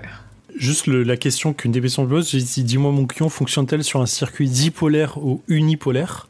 Oui, c'est ça la question, ouais. Ouais. Moi, au début, quand j'avais lu le bouquin, je sais pas si pour vous, pareil, je me suis dit, ok, King, il a inventé un truc pour dire que c'est magique, truc bizarre. Ouais. Dipolaire existe vraiment. Ah ouais? C'est ce qui concerne un circuit électrique, il y a seulement 2 bornes. Être dipolaire et pas bipolaire, pas la même chose. Et unipolaire, c'est effectivement un circuit, concerne un circuit qui n'en a qu'un. Et donc l'homme tic-tac trouve que Jack est à la cool, mais est d'accord aussi avec Gâcheur qu'il est insolent. Heureusement, ça va pouvoir, je cite, se corriger. Ce qui ne tarde pas à arriver. Il vole littéralement à travers la pièce au premier mot de côté. C'est là le côté imprévisible de l'homme tic-tac. Ouais, imprévisible et violent. On l'a vu dès le départ, il a tué une grille, et on se dit, en fait, il a beau bien aimer Jack, il va rapidement... c'est un jouet pour lui, en fait. C'est vraiment un jouet, quoi. Ouais, et puis même là, quand il tue la personne et qu'on lui demande de rapporter son couteau, enfin, il y a un truc de stupidité pure, mais qui est bien méchante, quoi. C'est à condition que tu puisses à condition que tu puisses soulever suffisamment ton gros cul pour aller la chercher. Apporte-moi mon poignard, Brandon, et n'oublie pas d'en effacer la puanteur de cette salope avant de me la donner. Enfin, vraiment, c'est tout l'archétype du méchant bête, quoi, tu vois. Ouais. Grosse vibe Mad Max, hein, pour moi, sur cette phase-là. Ouais. Surtout comme ils ont fait les méchants dans Furiosa en version un peu plus crédible là, mais je vois clairement, tu vois, le roi idiot avec sa cour de pustulants, c'est vraiment ça, quoi. Alors qu'il se fait questionner et maltraiter, Jack a l'impression d'avoir aperçu quelque chose par une grille d'aération, mais n'ose pas re-regarder ou s'y attarder pour ne lever aucun soupçon, si jamais les siens étaient fondés. Parmi les questions, celle dont on parlait la dernière fois, note ci, mauvaise prononciation de nazi, qui est traduit ici par Nessie. Et non pas Nessie, la bête du Loch Ness, mais Nessie comme le participe passé de naître, et si pour né ici dans l'idée. D'un rapide coup d'œil, Jack confirme ce qu'il pensait. 2 yeux cerclés d'or l'observent derrière la grille d'aération. Oui. Retour avec Roland, quelques instants en arrière, bloqué devant la porte en acier, impossible à ouvrir. Mais comme Roland l'a expliqué plus tôt, on peut s'envoyer des messages entre membres d'un cathète, et il se dit qu'Hot n'a pas pisté Jack uniquement qu'avec son odeur. Ça, c'est intéressant de se dire que là, on avait vraiment le truc de il le flaire, mais en fait, à un moment donné, vu qu'ils étaient dans l'eau, potentiellement, il a flairé aussi peut-être son aura ou son ce que t'as quand t'as un pistolero et que tu fais partie de la même cathète, quoi. Et ça, c'est chouette. Son kef ou son truc comme ça, quoi. Ouais. Alors le pistolero se concentre, Hot pensant que Roland se tape une petite sieste. Il commence à voir la pièce où se trouve Jack, mais pas assez précisément, et n'ose pousser plus pour ne pas se faire repérer. Son seul espoir réside en Hot, qui peut se glisser dans la grille d'aération pour aller voir et revenir avec des infos. On ne sait pas s'il a compris la consigne, mais il est malin, et il avance sans faire de bruit, griffes rétractées, et j'adore ce genre de détails. De retour, en tapant du sol, il donne une info capitale, 6 gris, en plus de Jack. Roland, qui perd de plus en plus sa froideur insupportable, est étonné de plein de gratitude, mais ne doute jamais du résultat. Et c'est marrant parce que sur ce passage-là, donc moi, quand je prépare les épisodes, j'écoute Kingslingers, qui est un podcast américain où, en fait, ils lisent au même rythme que nous, à peu près, mais sauf qu'ils font semaine par semaine parce qu'ils ont que ça à faire de leur vie, qu'ils sont journalistes et qu'ils sont payés pour faire ce podcast. Oui, ils sont payés pour faire le podcast. Ah oui, ils sont payés pour faire le podcast. Ils sont payés pour faire le podcast. En fait, ils sont journalistes, donc ils le font dans le cadre, tu vois, c'est comme quand on a Binge ou, tu vois, il y a un label de médias derrière qui produit c'est plus que de la SF, c'était ActuSF qui sponsorise, enfin, qui produisait le podcast, donc effectivement payé pour faire ça. Ils peuvent le faire une fois par semaine et en plus, il y en a un qui a déjà lu et l'autre qui l'a pas lu. Donc du coup, ça laisse aussi moins de place à toutes les digressions de théorie qu'on a parce l'autre il peut pas être trop spoilé. Et justement, celui qui a pas lu, il m'a fait plaisir parce que sur ce passage-là, il a réagi en disant moi je trouve que quand même cette marque d'intelligence elle est très humaine et ça serait presque un indice de réincarnation. Et je dis oui, ça pourrait en être un. Et lui-même aurait dû ou pu faire le lien parce que le fait de se dire que c'est potentiellement morte qui s'est réincarnée, les indices on les a déjà eus et qu'on connaisse la suite ou pas, ça confirme ou infirme rien du tout. Mais il m'a fait plaisir de dire ça. Et est-ce qu'eux, ils ont eu cette théorie, justement, et tu parles de réincarnation, est-ce qu'ils en ont eu au départ, la théorie de morte est devenue hot? Ou pas du tout? Non, ils l'ont pas dit. Ils l'ont pas dit, justement. C'est pour ça, c'est marrant que là, ils fassent pas le lien. Non, mais ils sont pas trop sur les théories de mémoire, ils sont plus sur le ressenti de la lecture et des personnages. Vraiment sur... Et ils connaissent très bien le Seigneur des Anneaux, et c'est là où moi ils m'aident à repérer des trucs, des liens avec le Seigneur des Anneaux. Tu vois, typiquement sur c'est la dernière fois, c'est eux qui ont dit c'est sans doute des orques. Et moi du coup je suis allée chercher ce qu'étaient les orques chez Tolkien et je me suis dit peut-être pas. Je comprends qu'ils aient pensé ça, mais c'est plus complexe que ça. Donc ouais. Ils apportent des choses importantes. Il y a ça et les livres de Bev Vincent aussi que je relis quand je prépare l'épisode.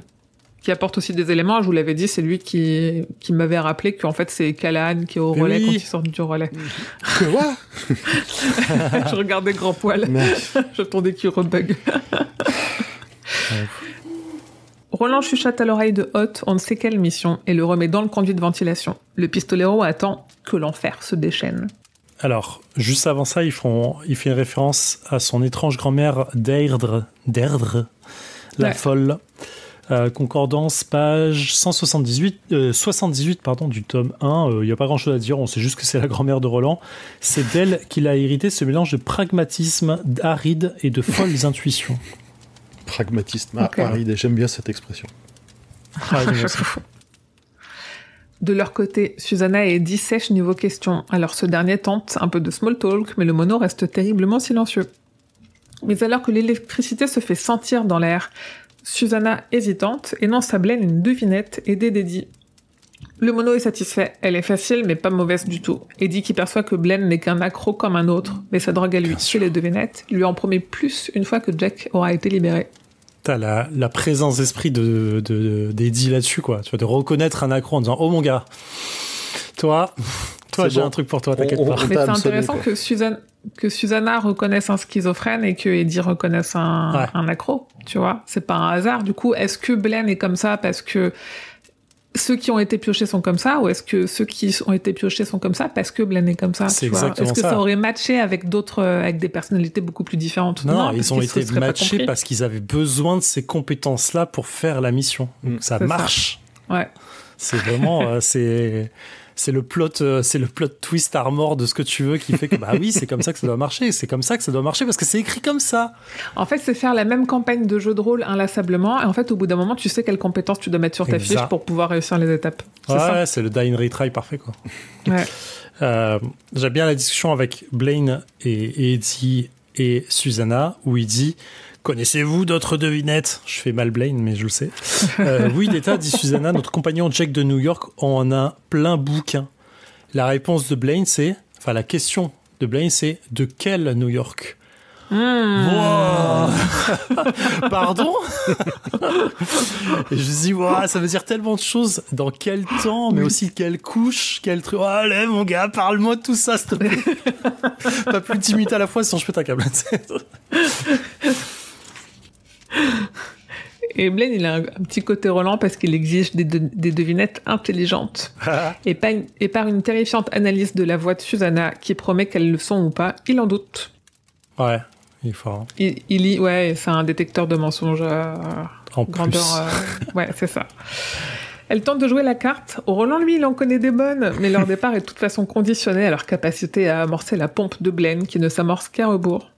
C'est là aussi une devinette. Ils n'ont pas la réponse, mais décident de tirer une nouvelle fois avec l'arme, espérant à nouveau qu'il reste un cathète pour l'entendre.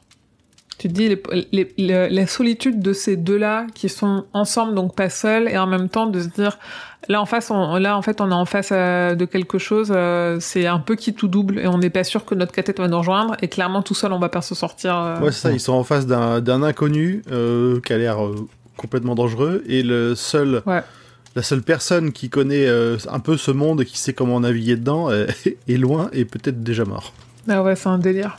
Là, on est fin du passage 30. Ouais, j'ai fini le passage 30. Et du coup, c'est là où il dit... Blablabla, can you do better than that? Oui, là, might. Will you take us, Blaine? Might. But you have to... Ah, bah bien sûr! Excusez-moi, en anglais, ça prend son sens. Qu'est-ce qu'il dit en français? Il vous faudra amorcer la pompe pour me remettre en marche et ma pompe s'amorce à rebours. Aucun sens avec les chiffres premiers. VO, s'il vous plaît. Ah. You'll have to prime the pump to get me going. Et my pump primes backward. Sous-sens. Là, ça... Putain, ouais. Oh là là là là. On a compris la devinette. On sait comment il est arrivé à cette conclusion.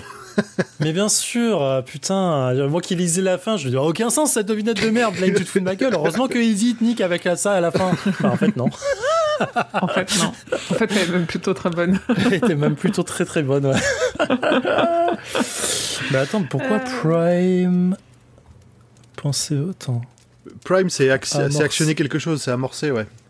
Cette traduction, c'est du mot à mot. Impossible à traduire. Ouais. Bah, impossible à faire correspondre avec le double sens. Il aurait fallu changer de devinette pour trouver le nom premier dedans ou quelque chose comme ça. Fais une putain de note de bas de page pour dire que c'est intraduisible, et explique-la, tu vois, la devinette. Ouais, je pense que ça, c'est assez récent. Hein, le côté, on sait pas traduire et on l'avoue et on le met dans les notes de bas de page. Ouais, c'est vrai. Ah, bien sûr. Non, mais en fait, c'est marrant parce que c'est compréhensible de te dire, bah, le jeu de mots est intraduisible, point. C'est comme ça. Ou alors, il faut changer complètement le texte. Ça, déjà. Ouais, là, je l'ai déjà vu. Je crois que c'est... c'est marrant parce qu'on va reparler d'elle. Je crois que c'est dans un Mariana Enriquez où il y a des choses qui sont intraduisibles et où c'était marqué en note de bas de page de dire... en fait, elle veut dire ça en VO, mais là, il n'y a pas d'équivalence en VF. Là, je sais pas. Ouais, je l'ai déjà vu aussi dans les bouquins de blagues intraduisibles, point. Et du coup, ils te la mettent en VO en anglais, quoi. Tu vois, ils te disent, ça fait référence à un truc très spécifique aux États-Unis ou machin. Ils t'expliquent... Il y a des moments où il faut expliquer, il faut donner du contexte, sinon tu t'es perdu. Oui. Là, en l'occurrence, c'est le devinette. Ouais. Donc Jack a été passé à tabac. Lui et l'homme Tic-Tac parlent de New York. Le géant est intrigué des similarités entre la ville du garçon et Lude. Donc, par contre, l'homme Tic-Tac, lui, il connaît pas New York. Il connaît même pas les Américains, c'est marrant, parce qu'il pose la question avant, dans le chapitre d'avant, de explique-moi ce que c'est un Américain. Oh, trop bien. Jack meurt de soif, mais l'homme refuse de lui donner à boire tant qu'il ne lui en a pas dit plus sur les ordinateurs dipolaires et les circuits à diodes, le narguant même en buvant sous son nez. Mais Jack ne comprend pas de quoi il parle, ce qui enrage l'homme qui veut des infos sur ces ordinateurs. Selon lui, il y en a des milliers sous la ville, mais un seul est encore opérationnel. Il se calme soudainement et repose la question. Il est vraiment... il est complètement malade. Hein. Ah, mais c'est l'archétype du bête méchant, quoi. Je te donne pas d'eau tant que tu me réponds pas. Si tu me réponds pas, à un moment, je vais mourir et du coup, je pourrais pas te répondre. Donc, donne-moi de l'eau, connard. C'est à ce moment que la voix de Roland interrompt les pensées paniquées de Jake. Il doit gagner du temps et se rapprocher d'un bouton s'il en voit un. Au même moment, il perçoit dans son champ de vision le retour d'Ot derrière la grille de ventilation et l'homme Tic-Tac voit bien que quelque chose a traversé l'esprit du garçon. Alors Jack les distrait en balançant que Gasher gardait le mot de passe sur un papier. Ce qui va à l'encontre des règles de sécurité élémentaires. Bien sûr. J'ai envie de dire, ne notez pas... Non, pas de carnet à mot de passe comme j'en vois encore beaucoup trop en papeterie. Pas de petits post-it avec votre carte bleue, avec votre code de carte bleue dessus. On ne fait pas ça. Et vos codes, c'est pas 1, 2, 3, 4. C'est pas votre nom de famille. C'est pas chaton, je t'aime. On ne fait... Et là, je comprends l'homme Tic-Tac. Moi, Gasher, je lui faisais éclater le cerveau tout de suite. Pour le coup, chaton, je t'aime, c'est pas mal comme mot de passe. Parce que c'est une phrase et que sans le contexte, tu sais pas forcément. Et il vaut mieux avoir un mot de passe qui est une phrase complète plutôt qu'avoir des choses qui ont un sens pour toi. Tu prends une phrase au pif, ça devient ton mot de passe, t'es tranquille. Mais oui, mais à ce compte-là, le mot de passe de Zef, c'est à la tour sombre je t'aime, et voilà, c'est bon, on l'a. Comment tu sais? Oh, mais là, il y a du contexte. Là, du coup, il y a trop de contexte, c'est trop facile. Oui, il y a du contexte. Putain, faut que je change, je vais mettre un 2, 3, 4 à la fin maintenant. Non, 19, 19. T'as crément de 1, tu vas être obligé de marquer 20, 20. 20, 20. 19, 20. Merde, plus de sens. On dirait un journal télévisé maintenant. Mais tu peux noter tes mots de passe sur un carnet si tu sais que tu dois ajouter des choses dessus. C'est-à-dire, moi, mon père, c'est un des trucs que je trouvais intelligent qu'il faisait, c'est son mot de passe de carte bleue. Il le notait sur un carnet, mais il savait qu'il devait ajouter genre 3 à chaque chiffre. Ah oui. Donc il n'avait pas noté 6, 5 machin, il avait noté 3, 2 quelque chose.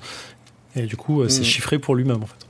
Alors ma mère avait fait ça dans le quid. Alors moi je suis née le 16 mai et je sais que genre à 16 elle avait entouré quelque chose et à 05 elle avait entouré quelque chose et donc quand elle devait aller chercher elle savait que c'était page 16 et page 5 parce que c'était 16 mai et que du coup les trucs étaient entourés, c'était je crois le code de ma carte bleue ou ma première carte de retrait que j'ai eu à 16 ans là, un truc comme ça, je crois que c'était ça qu'elle faisait. Mais elle aurait dû écrire des escape games quoi. Ouais. Bah écoute, elle était prof donc du coup elle savait faire des jeux. Tu m'étonnes.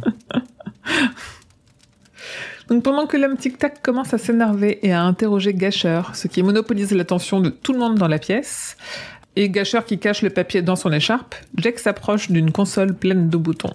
Il repère ce qu'il pense être le bon bouton et observe Hot. Il crie quand le petit bafouilleux se ramasse pour sauter à travers la grille, ce qui ramène l'attention de toute la pièce sur lui. Hot saute au visage de l'homme tic-tac. Et il le défonce, quoi. Il le défonce. Oui, c'est clair. Ah ouais. Hot fondit sur son visage, levé, tout croc dehors. Oui. Franchement, je vois Wolverine en train de foncer dessus avec ses griffes devant, quoi. Vraiment, moi, j'imagine un tourbillon avec le diable de Tasmanie à l'intérieur. Ah ouais. Tellement. C'est juste autour de la tête, autour de la tête de Gasher. Pas de Gasher, de l'homme tic-tac. De l'homme tic-tac, quoi. Roland entend des bribes de bruit derrière la lourde porte en métal et crie mentamment à Jack de l'ouvrir, mais la connexion se coupe. Jack est occupé à défendre Hot, qui est sur le point de se faire tordre comme un chiffon par un homme tic-tac défiguré. Le garçon tire sur les jambes du géant avec une mitraillette. Hot libéré, il se jette sur Viper, qui commence à s'en prendre à Jack, mais qui finit par battre en retraite, le bafouilleux toujours accroché à sa jambe. La phrase rappelons que Jack a 12 ans. Ah, c'est un délire. Bienvenue dans le monde réel, enfoiré. Tellement bien. En fait, t'as l'impression qu'il a vu il a vu l'arme fatale, tu vois, et du coup, il répète des trucs qu'il a vus dans des films d'action qui sont presque pas pour son âge. L'arme fatale n'est pas encore sortie à son époque, mais oui, je vois ce que tu veux dire. Je me demande qu'est-ce qu'il a pu voir comme film de ce genre à cette époque-là. Je sais pas. En fait, en VO, c'est Leave him alone, you bastard, ce qui est assez bien, ça marche. Ouais. Mais c'est pas le hippie UK motherfucker de Yippee-ki-yay. Ouais, parce que le Bienvenue dans le monde réel, je trouve qu'il a plus de maturité parce qu'il est imagé que le Laisse-moi tranquille, tu vois. C'est déjà oui. Ça marque déjà une différence entre les deux. Ah, c'est une punchline de ouf, je trouve. Le gars, il est en train de charger c'est pas un Uzi, c'est un pistolet automatique, je sais plus ce que c'est. Une mitraillette. Pour moi, on est sur la grosse sulfateuse qu'il faut prendre à deux mains. Non, quand même pas. Ah, c'est un Chesmer calibre 40. Ok, tu me forces à regarder ça en direct. Il va te péter ton algo. Schmeisser calibre 40. Donc c'est forcément c'est une arme allemande, évidemment. C'est une MP40 en fait. La MP40 allemande. Ce qui est pas une grosse arme. Ok. Enfin, disons-le, elle est stylée dans le sens, elle est quand même lourde, quoi. Si elle est toute en métal, mais c'est soulevable par un enfant de 12 ans, utilisable. Difficile. Tu tires un peu au pif, quoi. Ouais. Comme toutes les armes de calibre automatique 40. 40, c'est un bon calibre. C'est assez épais quand même. Du coup, il réussit à tirer plutôt en bas et pas en haut pour essayer de pas tirer sur. Parce que c'est un pistolet. Il sait que quand il va tirer, le canon va remonter, donc il tire vers le bas. Très bien. Le géant a rampé jusqu'à Jack, qui se retrouve coincé. La mitraillette ne fonctionne plus, mais il trouve sur le trône une autre arme. Il l'abat d'une balle de revolver dans la tête. Hot qui s'accrochait comme un narapède. Point vocabulaire, excusez-moi. Arapède, je savais pas ce que c'était. Est-ce que vous le savez, vous, chez vous? Je crois que j'étais allé voir, mais je l'ai plus. C'est un coquillage qui s'accroche sur les rochers. Voilà. Ah, c'est marrant, on parlait de quoi? De Bernic la dernière fois. Bernacle. Décidément, je crois que c'est un breton qui a traduit. Peut-être. Très probablement. Et je vais noter quoi? Ah oui, l'étau se resserra sur sa cheville et il crut que ses os allaient se briser. Donc là, il a l'arme entre les mains. Le sourire s'estompa et le haut surpris refait surface tandis que Jack pointait sur 10 têtes l'affreux revolver nickelé et abaissait le chien. Non, dit tic-tac dans un murmure perçant. Si, dit Jack inflexible. Je l'ai noté parce que après, on a le même échange entre Roland et Gasher, où Gasher qui dit toi et l'autre qui dit moi. Et il tire. Je trouve ça trop stylé. J'adore parce que je déteste dans les films ce truc où le méchant est face au gentil et il n'y en a aucun des deux qui tire et se parle pendant 3 plombes et du coup ils arrivent à s'échapper. Et tu te dis, tire, putain, tu le sais très bien comment ça se passe à chaque fois. Je déteste ces scènes-là et là c'est pas le cas, quoi. C'est le vraiment bon, la brute toi, et le moi truand. et bim, quoi. Le truand dans Le Bon, la brute et le truand, à un moment il est dans un bain, il est en train de se faire menacer par un mec et le mec est en train de parler et le truand il le flingue par un flingue qu'il a toujours sur lui même dans son bain et le gars il dit quand on tire on parle pas. Mais oui, mais bien sûr. Et Jack n'a plus de pensée cohérente. Il oublie les autres autour de lui et lâche le revolver. Et quand il s'approche pour appuyer sur ce qu'il pense être le bon bouton, Gasher l'attrape et l'étrangle. Côté Roland, la porte s'ouvre et il entend Hot aboyer de douleur et de fureur. Pour la première fois, là, la timeline de Roland a d'avance sur celle de Jake. Mais c'est le cas depuis déjà le chapitre d'avant. Mais où du coup, avant, on avait Roland qui était à la poursuite de Jake, donc on l'avait un peu après. Et là, c'est l'inverse. Passant la porte, le pistolero voit Gasher étrangler un Jake inconscient au visage bleuâtre et Hot essayer de l'en empêcher. Brandon lui enfonçant un poignard dans le flanc. Roland abat Gasher et Brandon. Viper et Hoots détalent, mais Roland leur tire dans le dos pour s'assurer d'éliminer une potentielle future menace. Une alarme assourdissante se déclenche et les lumières se mettent à pulser. Ça, c'est vraiment ce truc de bunker, quoi. Alarme dans un bunker. Ah, bien sûr, tellement bien. Du côté d'Eddie et Susanna aussi, la sirène retentit lourdement. Ils pensent que c'est du fait de Blaine qui se met à rire. Ses ordinateurs démarrent alors que Susanna et Eddie ne peuvent pas se concentrer avec ce bruit. Heureusement qu'il n'y avait qu'un seul ordinateur qui marchait, d'après l'homme tic-tac. Putain, ouais, c'est clair. Des milliers, des centaines de milliers. On va aller voir. Ah putain, tellement cool. Tout Lude est enveloppé de cette alarme qui est normalement censée prévenir d'un raid aérien. Blaine le mono est réveillé et la présentation qu'en fait King en quelques mots est terrifiante. Il nous parle d'une entité intelligente, un unique organisme vivant qui avait depuis belle lurette cessé de fonctionner raisonnablement, à la logique progressivement aliénée depuis les 800 ans qu'il est là. C'est fou, hein. Et on nous glisse aussi au passage qu'une inconcevable machinerie affaiblit les rayons. C'est quand même la première fois qu'on a une mention de ce qui se passe avec les rayons. Ouais. Ah, tilté ça, bravo. Là, on nous parle d'Algulciento, hein. Ah oui, très oui, clairement. clairement. Et on parle les d'une briseurs machinerie, sont pas donc loin. Oui, et on n'est pas en train de nous dire c'est Randall Flagg qui les affaiblit. C'est toute la technologie qui est là, elle est liée à l'affaiblissement des rayons. Oui, ça tire son pouvoir et ça tire son énergie des rayons et de la tour, en fait. Oui. Tellement bien. Roland laisse Tilly s'enfuir, on sait pas trop pourquoi, et prend Jack dans ses bras, qui lui murmure « Tu ne m'as pas laissé tomber cette fois », et demande des nouvelles de son bafouilleux, qui jappe Hot, puis ache frénétiquement, malgré ses blessures, qui semblent ni graves ni mortelles. Pardon, je reviens juste au point 36. Il y avait depuis 800 ans, ça a conservé 800 ans de plus si Roland et ses amis n'étaient pas arrivés. Ce mens non sine corpus. Pareil, je suis allé voir ce que ça voulait dire parce que je parle pas latin. Mais en fait, c'est normalement l'expression c'est une déformation. Mens sana in corpore sano. Donc c'est un corps sain, un esprit sain dans un corps sain.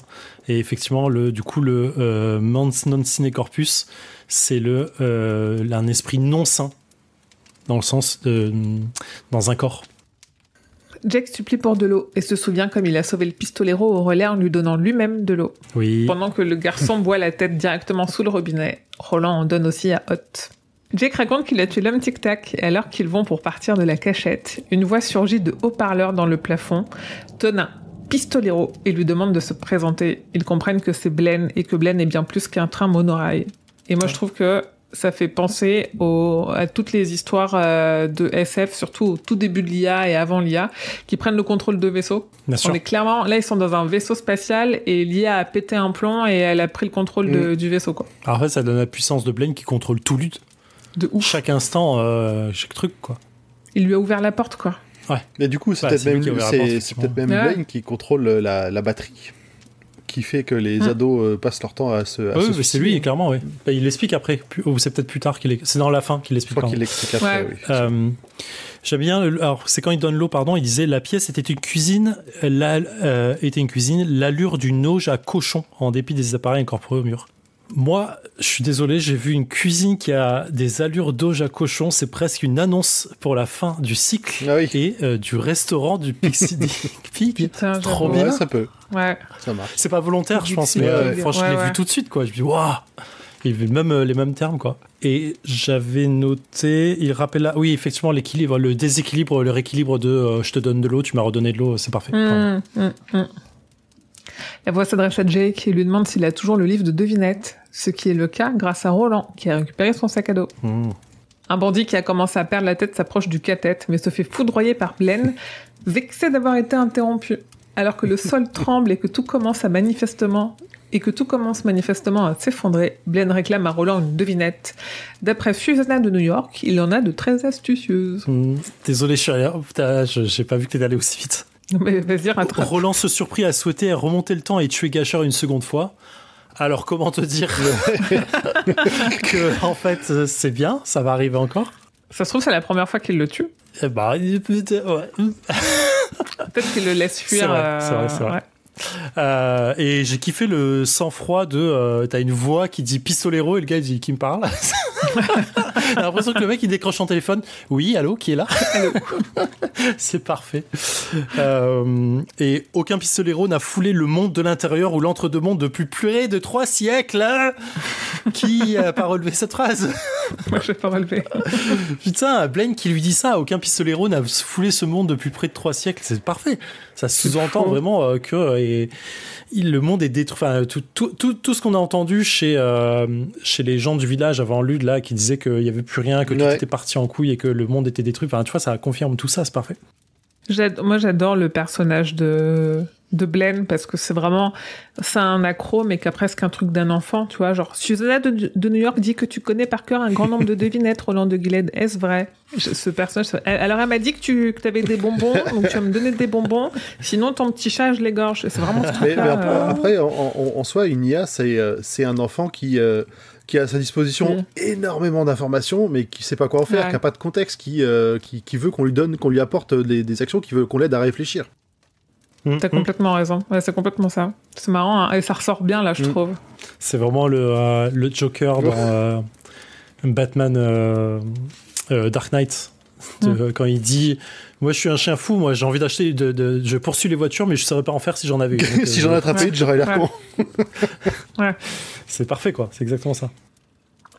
Et pendant que Blaine réfléchit, la voix de Petit Blaine les met en garde et Roland fait un signe discret à Jack de ne rien dire. C'est fou parce que Roland, rien ne l'étonne, quoi. En effet, il a ce truc où il y a la voix de Blaine qui tonne et il dit « Oui ». Et là, il entend Petit Blaine, il capte direct ce qui se passe. Tu vois, est-ce qu'il a les codes? Est-ce que c'est parce que c'est son entraînement de pistolero qui fait qu'il a un sang-froid de taré? Tu vois, c'est vraiment... Là, il est full adrénaline, en plus, avec la course qu'il vient de faire. Peut-être qu'il est pas encore redescendu, donc il est extrêmement clairvoyant. Mais enfin, c'est fou, quoi. C'est fou. Ce leader, quand même. Et c'est marrant parce que il lui dit... donc, sois prudent, Jack de New York. Souviens-toi de ce que sont les drawers. Et marqué « Qui va piano va sano ». En français. Et en anglais, il y a juste marqué Go slow and be careful. Quel intérêt d'avoir rajouté de l'italien là? Zéro. Je sais pas. En fait, j'essaie de trouver le corpore sano s'il y avait en anglais, en VO du latin, mais du coup, je devine qu'il n'y en a pas non plus. Bah, moi, j'aurais dit que si, parce que c'est une expression assez répandue quand même.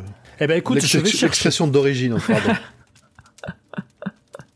Blaine est content, il a la réponse à la devinette qu'il juge en plus être intelligente. Il en réclame plus, mais Roland négocie. Il en aura quand il les aura conduits au reste du cathète et les aura aidés à sortir de Lude.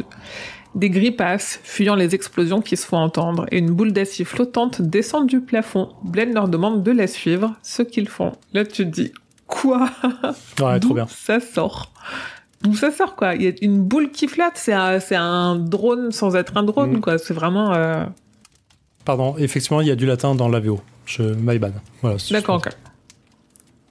Jack ne se souviendra pas beaucoup de toute cette partie, et tant mieux. Ils ne croisent que des grilles paniqués, pensant que l'apocalypse est arrivé et fuient ou se suicident, leur corps au visage de terreur gisant sur leur passage. Et là, on est vraiment sur un truc de l'aspect secte que King critique beaucoup dans la religion. et fanatisme, tu vois, c'est vraiment... Et je crois qu'ils en parlent... Il en fait une référence, effectivement. Il dit, il avait quitté son monde un peu plus d'1 an avant que 900 personnes ne se suicident collectivement dans un petit pays d'Amérique du Sud appelé Guyana. Et donc, je suis allé chercher cette référence-là qu'on a, pense, tous entendu, mais sans la connaître. C'est le Temple du Peuple, secte tenue par un certain Jim Jones, qui ordonne le suicide et la mise à mort de plus de 900 membres par poison.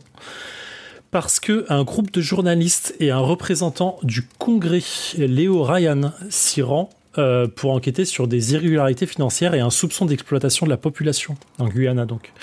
Leo Ryan y sera tué avec plusieurs journalistes, alors que d'autres arrivent à s'enfuir, des journalistes. Et à ce moment-là, Jim Jones panique et ordonne le suicide, et se suicide lui-même le 18/11/1978. Je vous laisse faire le calcul. 900 personnes. Ouais. Non, je plaisante, je sais pas. Je connaissais le nom de Jim Jones, je connaissais pas le nom de sa secte. Le temple du peuple. C'est pas le temple du soleil qu'il y a eu en France. Ouais, c'est autre chose encore. C'est vraiment un autre truc, mais il y a toujours un temple quelque part. Mais c'est pareil, dans la littérature américaine, on a souvent cette référence au suicide collectif de Johnstown, ce genre de choses. Ça revient. 900 personnes, quoi. C'est 900 personnes, c'est un délire. C'est un village. Ouais, c'est plus que le village où j'ai grandi. Hein. C'est ouf. Il y a des villages en France qui ont moins de monde que ça, quoi. On était 650, on avait quand même 2 coiffeurs et 2 boulangeries, donc c'est pour dire le monde que ça fait. Ouais, je suis d'accord.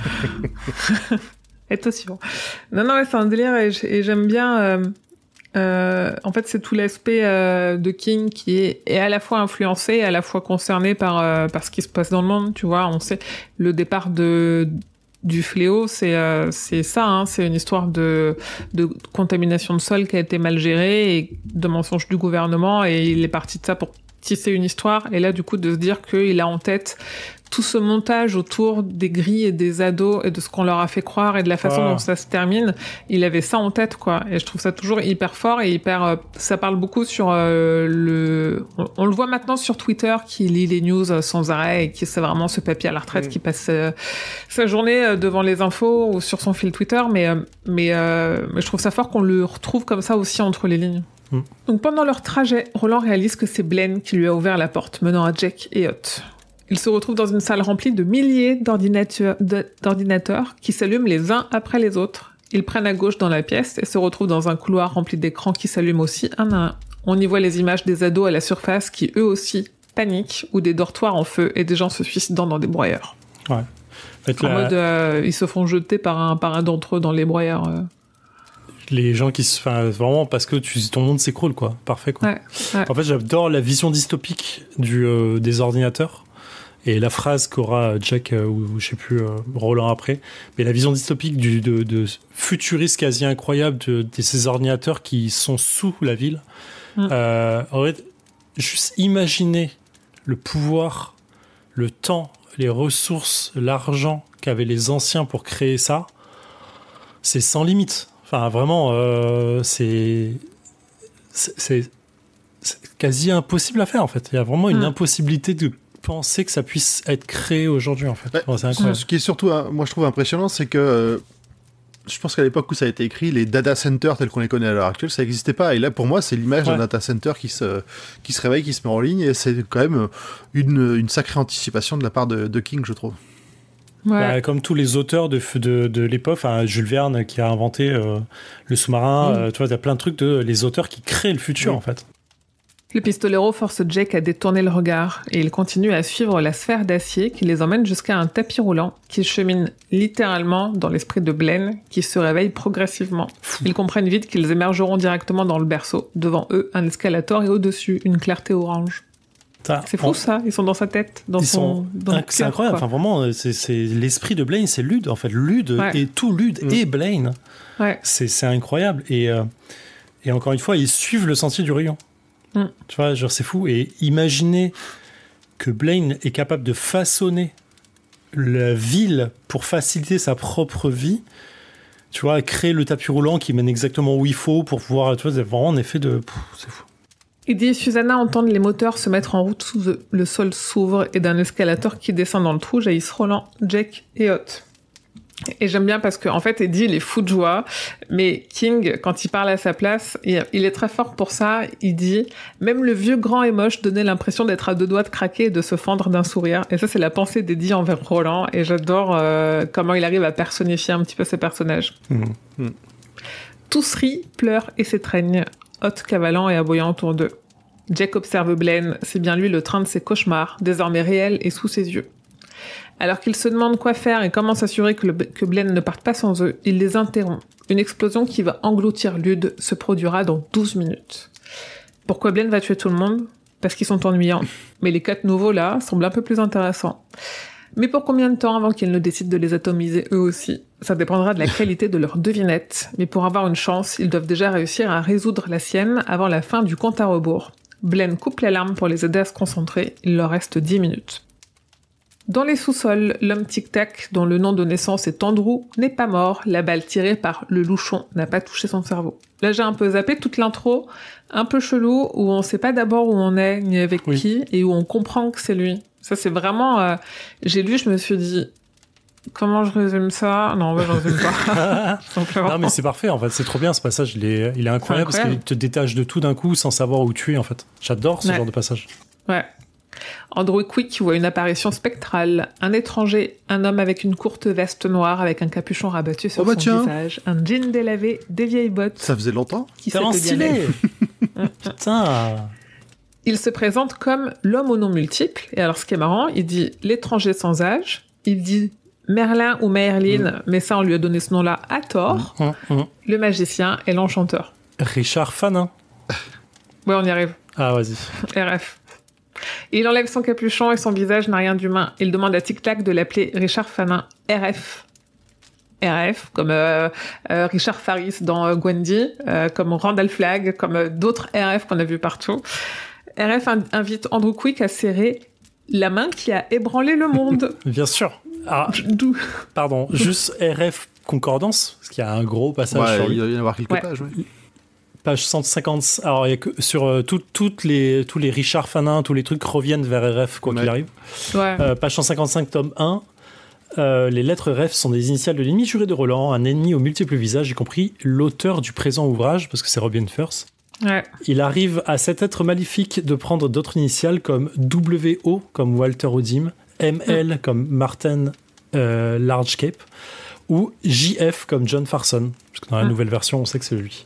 Dans le nouveau pistolero, il est suggéré que RF et lettre ET et l'étranger sans âge sont probablement une seule et même personne. Lors de leur palabre dans le Golgotha, Walter apprend à Roland que le vrai nom de l'étranger sans âge est Légion. Je vous renvoie à l'épisode où on en parle, l'épisode 5. RF est un agent du chaos, mais les incarnations féminines sont beaucoup plus clémentes. J'en connais pas. J'imagine que vous en aurez plus que moi. Et Fanin Richard, selon la forme de Richard Fanin, RF est décrit comme un être inhumain. Il est doté d'yeux bleu-vert, de cheveux noirs de jet faisant penser à des plumes d'un corbeau. Fanin doit être une figure plutôt imposante puisque même Tic Tac a peur de lui. Fanin n'a pas de ligne dans la paume de la main. Oh, ça rappelle quelqu'un. Ce qui pousse le lecteur à se demander s'il est même mortel. Il prétend ne pas être Merlin, mais ce qui est à l'évidence, ce qu'il est à l'évidence, ce qui est à noter dans un truc, donc c'est Merlin pour RF, pas pour Robin. C'est un sorcier de pouvoir maléfique considérable, comme toutes les identités de RF. Fanin prend un plaisir à semer la discussion. Après, ils font un point sur Randall Flagg, mais ce n'est pas le sujet. Et oui, en effet, l'homme tic-tac est terrorisé. Il a si peur qu'il en oublie les douleurs de son crâne et de son visage, jusqu'à ce que RF lui arrache la peau qui pend de son crâne, dévoilant une partie de son cerveau, puisqu'un bout de la boîte crânienne a sauté. En fait, on comprend qu'il lui a pas tiré une balle dans la tête, mais qu'elle a frôlé la tête, mais suffisamment pour faire péter un bout de crâne. Il y a un bout d'os qui est parti. Sans rentrer, quoi. Ouais, c'est ça. Mais sous les caresses de la paume dépourvue de lignes, en effet, Andrew Quick sent de la force revenir et la douleur s'estomper. RF lui demande de prononcer ce que lui a dit un homme qui l'a trahi, mais qu'il garde dans son cœur. Je donnerai ma vie pour toi. Et là, on a une référence de dingo qui est claire. Si vous avez lu Le Fléau, vous connaissez la poubelle. Et que dit la poubelle sans arrêt à Randall Flagg dans Le Fléau? Je donnerai ma vie pour toi. Et j'adore qu'il parle très clairement de la poubelle. Il lui dit l'homme qui m'a trahi. Ouais, c'est ça. Voilà, c'est ce que j'aime chez King, c'est quand il y a ces trucs là on est sûr, c'est pas nous qui tirons les ficelles, on est sûr, c'est lui, il fait la référence, c'est bon. Et les références au fléau, elles arrivent de plus en plus là, de toute façon. Genre début du tome 4, Topeka, tout ça, merci, Mère Abigail. Toujours du moment, c'est dans le chapitre suivant, le livre suivant, où ils arrivent à Topeka et ils voient le super virus. Je t'envoie un SMS, un message à ce moment-là en disant ça a un rapport avec le fléau, et tu me dis ça a toujours un rapport avec le fléau. Bien sûr. Il y a un tag avec la mère Abigail, quoi, tu vois, mais bien sûr, évidemment. Le magicien recrute le géant pour tuer le cathète. Il se mêle d'histoires qui ne les regardent pas et doivent mourir avant d'arriver plus près de la tour qu'ils ne le sont déjà.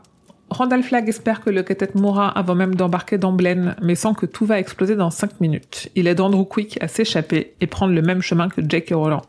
Et là, c'est marrant parce qu'on finit sur un chapitre où la course-poursuite s'est inversée. Ouais. Et en fait, on est tout le temps dans les courses-poursuites. Ouais. Roland suit l'homme en noir, Roland suit Jake, finalement l'homme en noir il suit Roland. C'est tout le temps des trucs comme ça, on se court les uns après les autres. C'est trop bien. Et on a fini sur ce chapitre-là. Effectivement, la fin du bouquin va être courte. Hein. Ouais.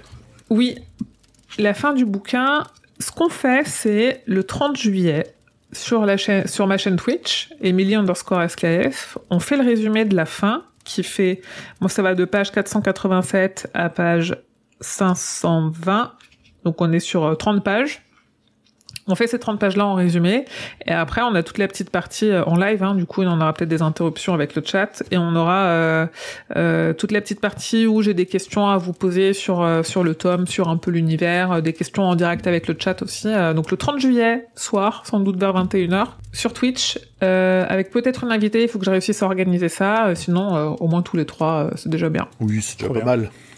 Oui, enfin, c'est déjà pas mal. Il y a déjà suffisamment à dire.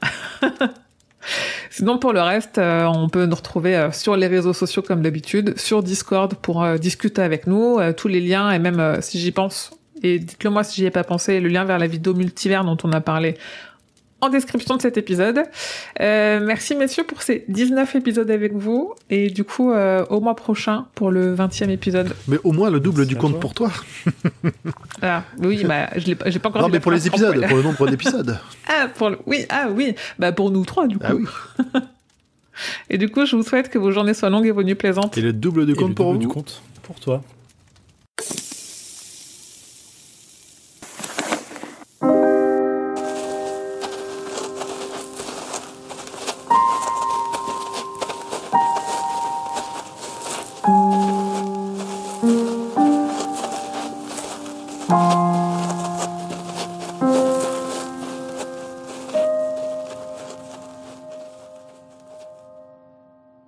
Au berceau, Susanna... Non, je l'ai lu.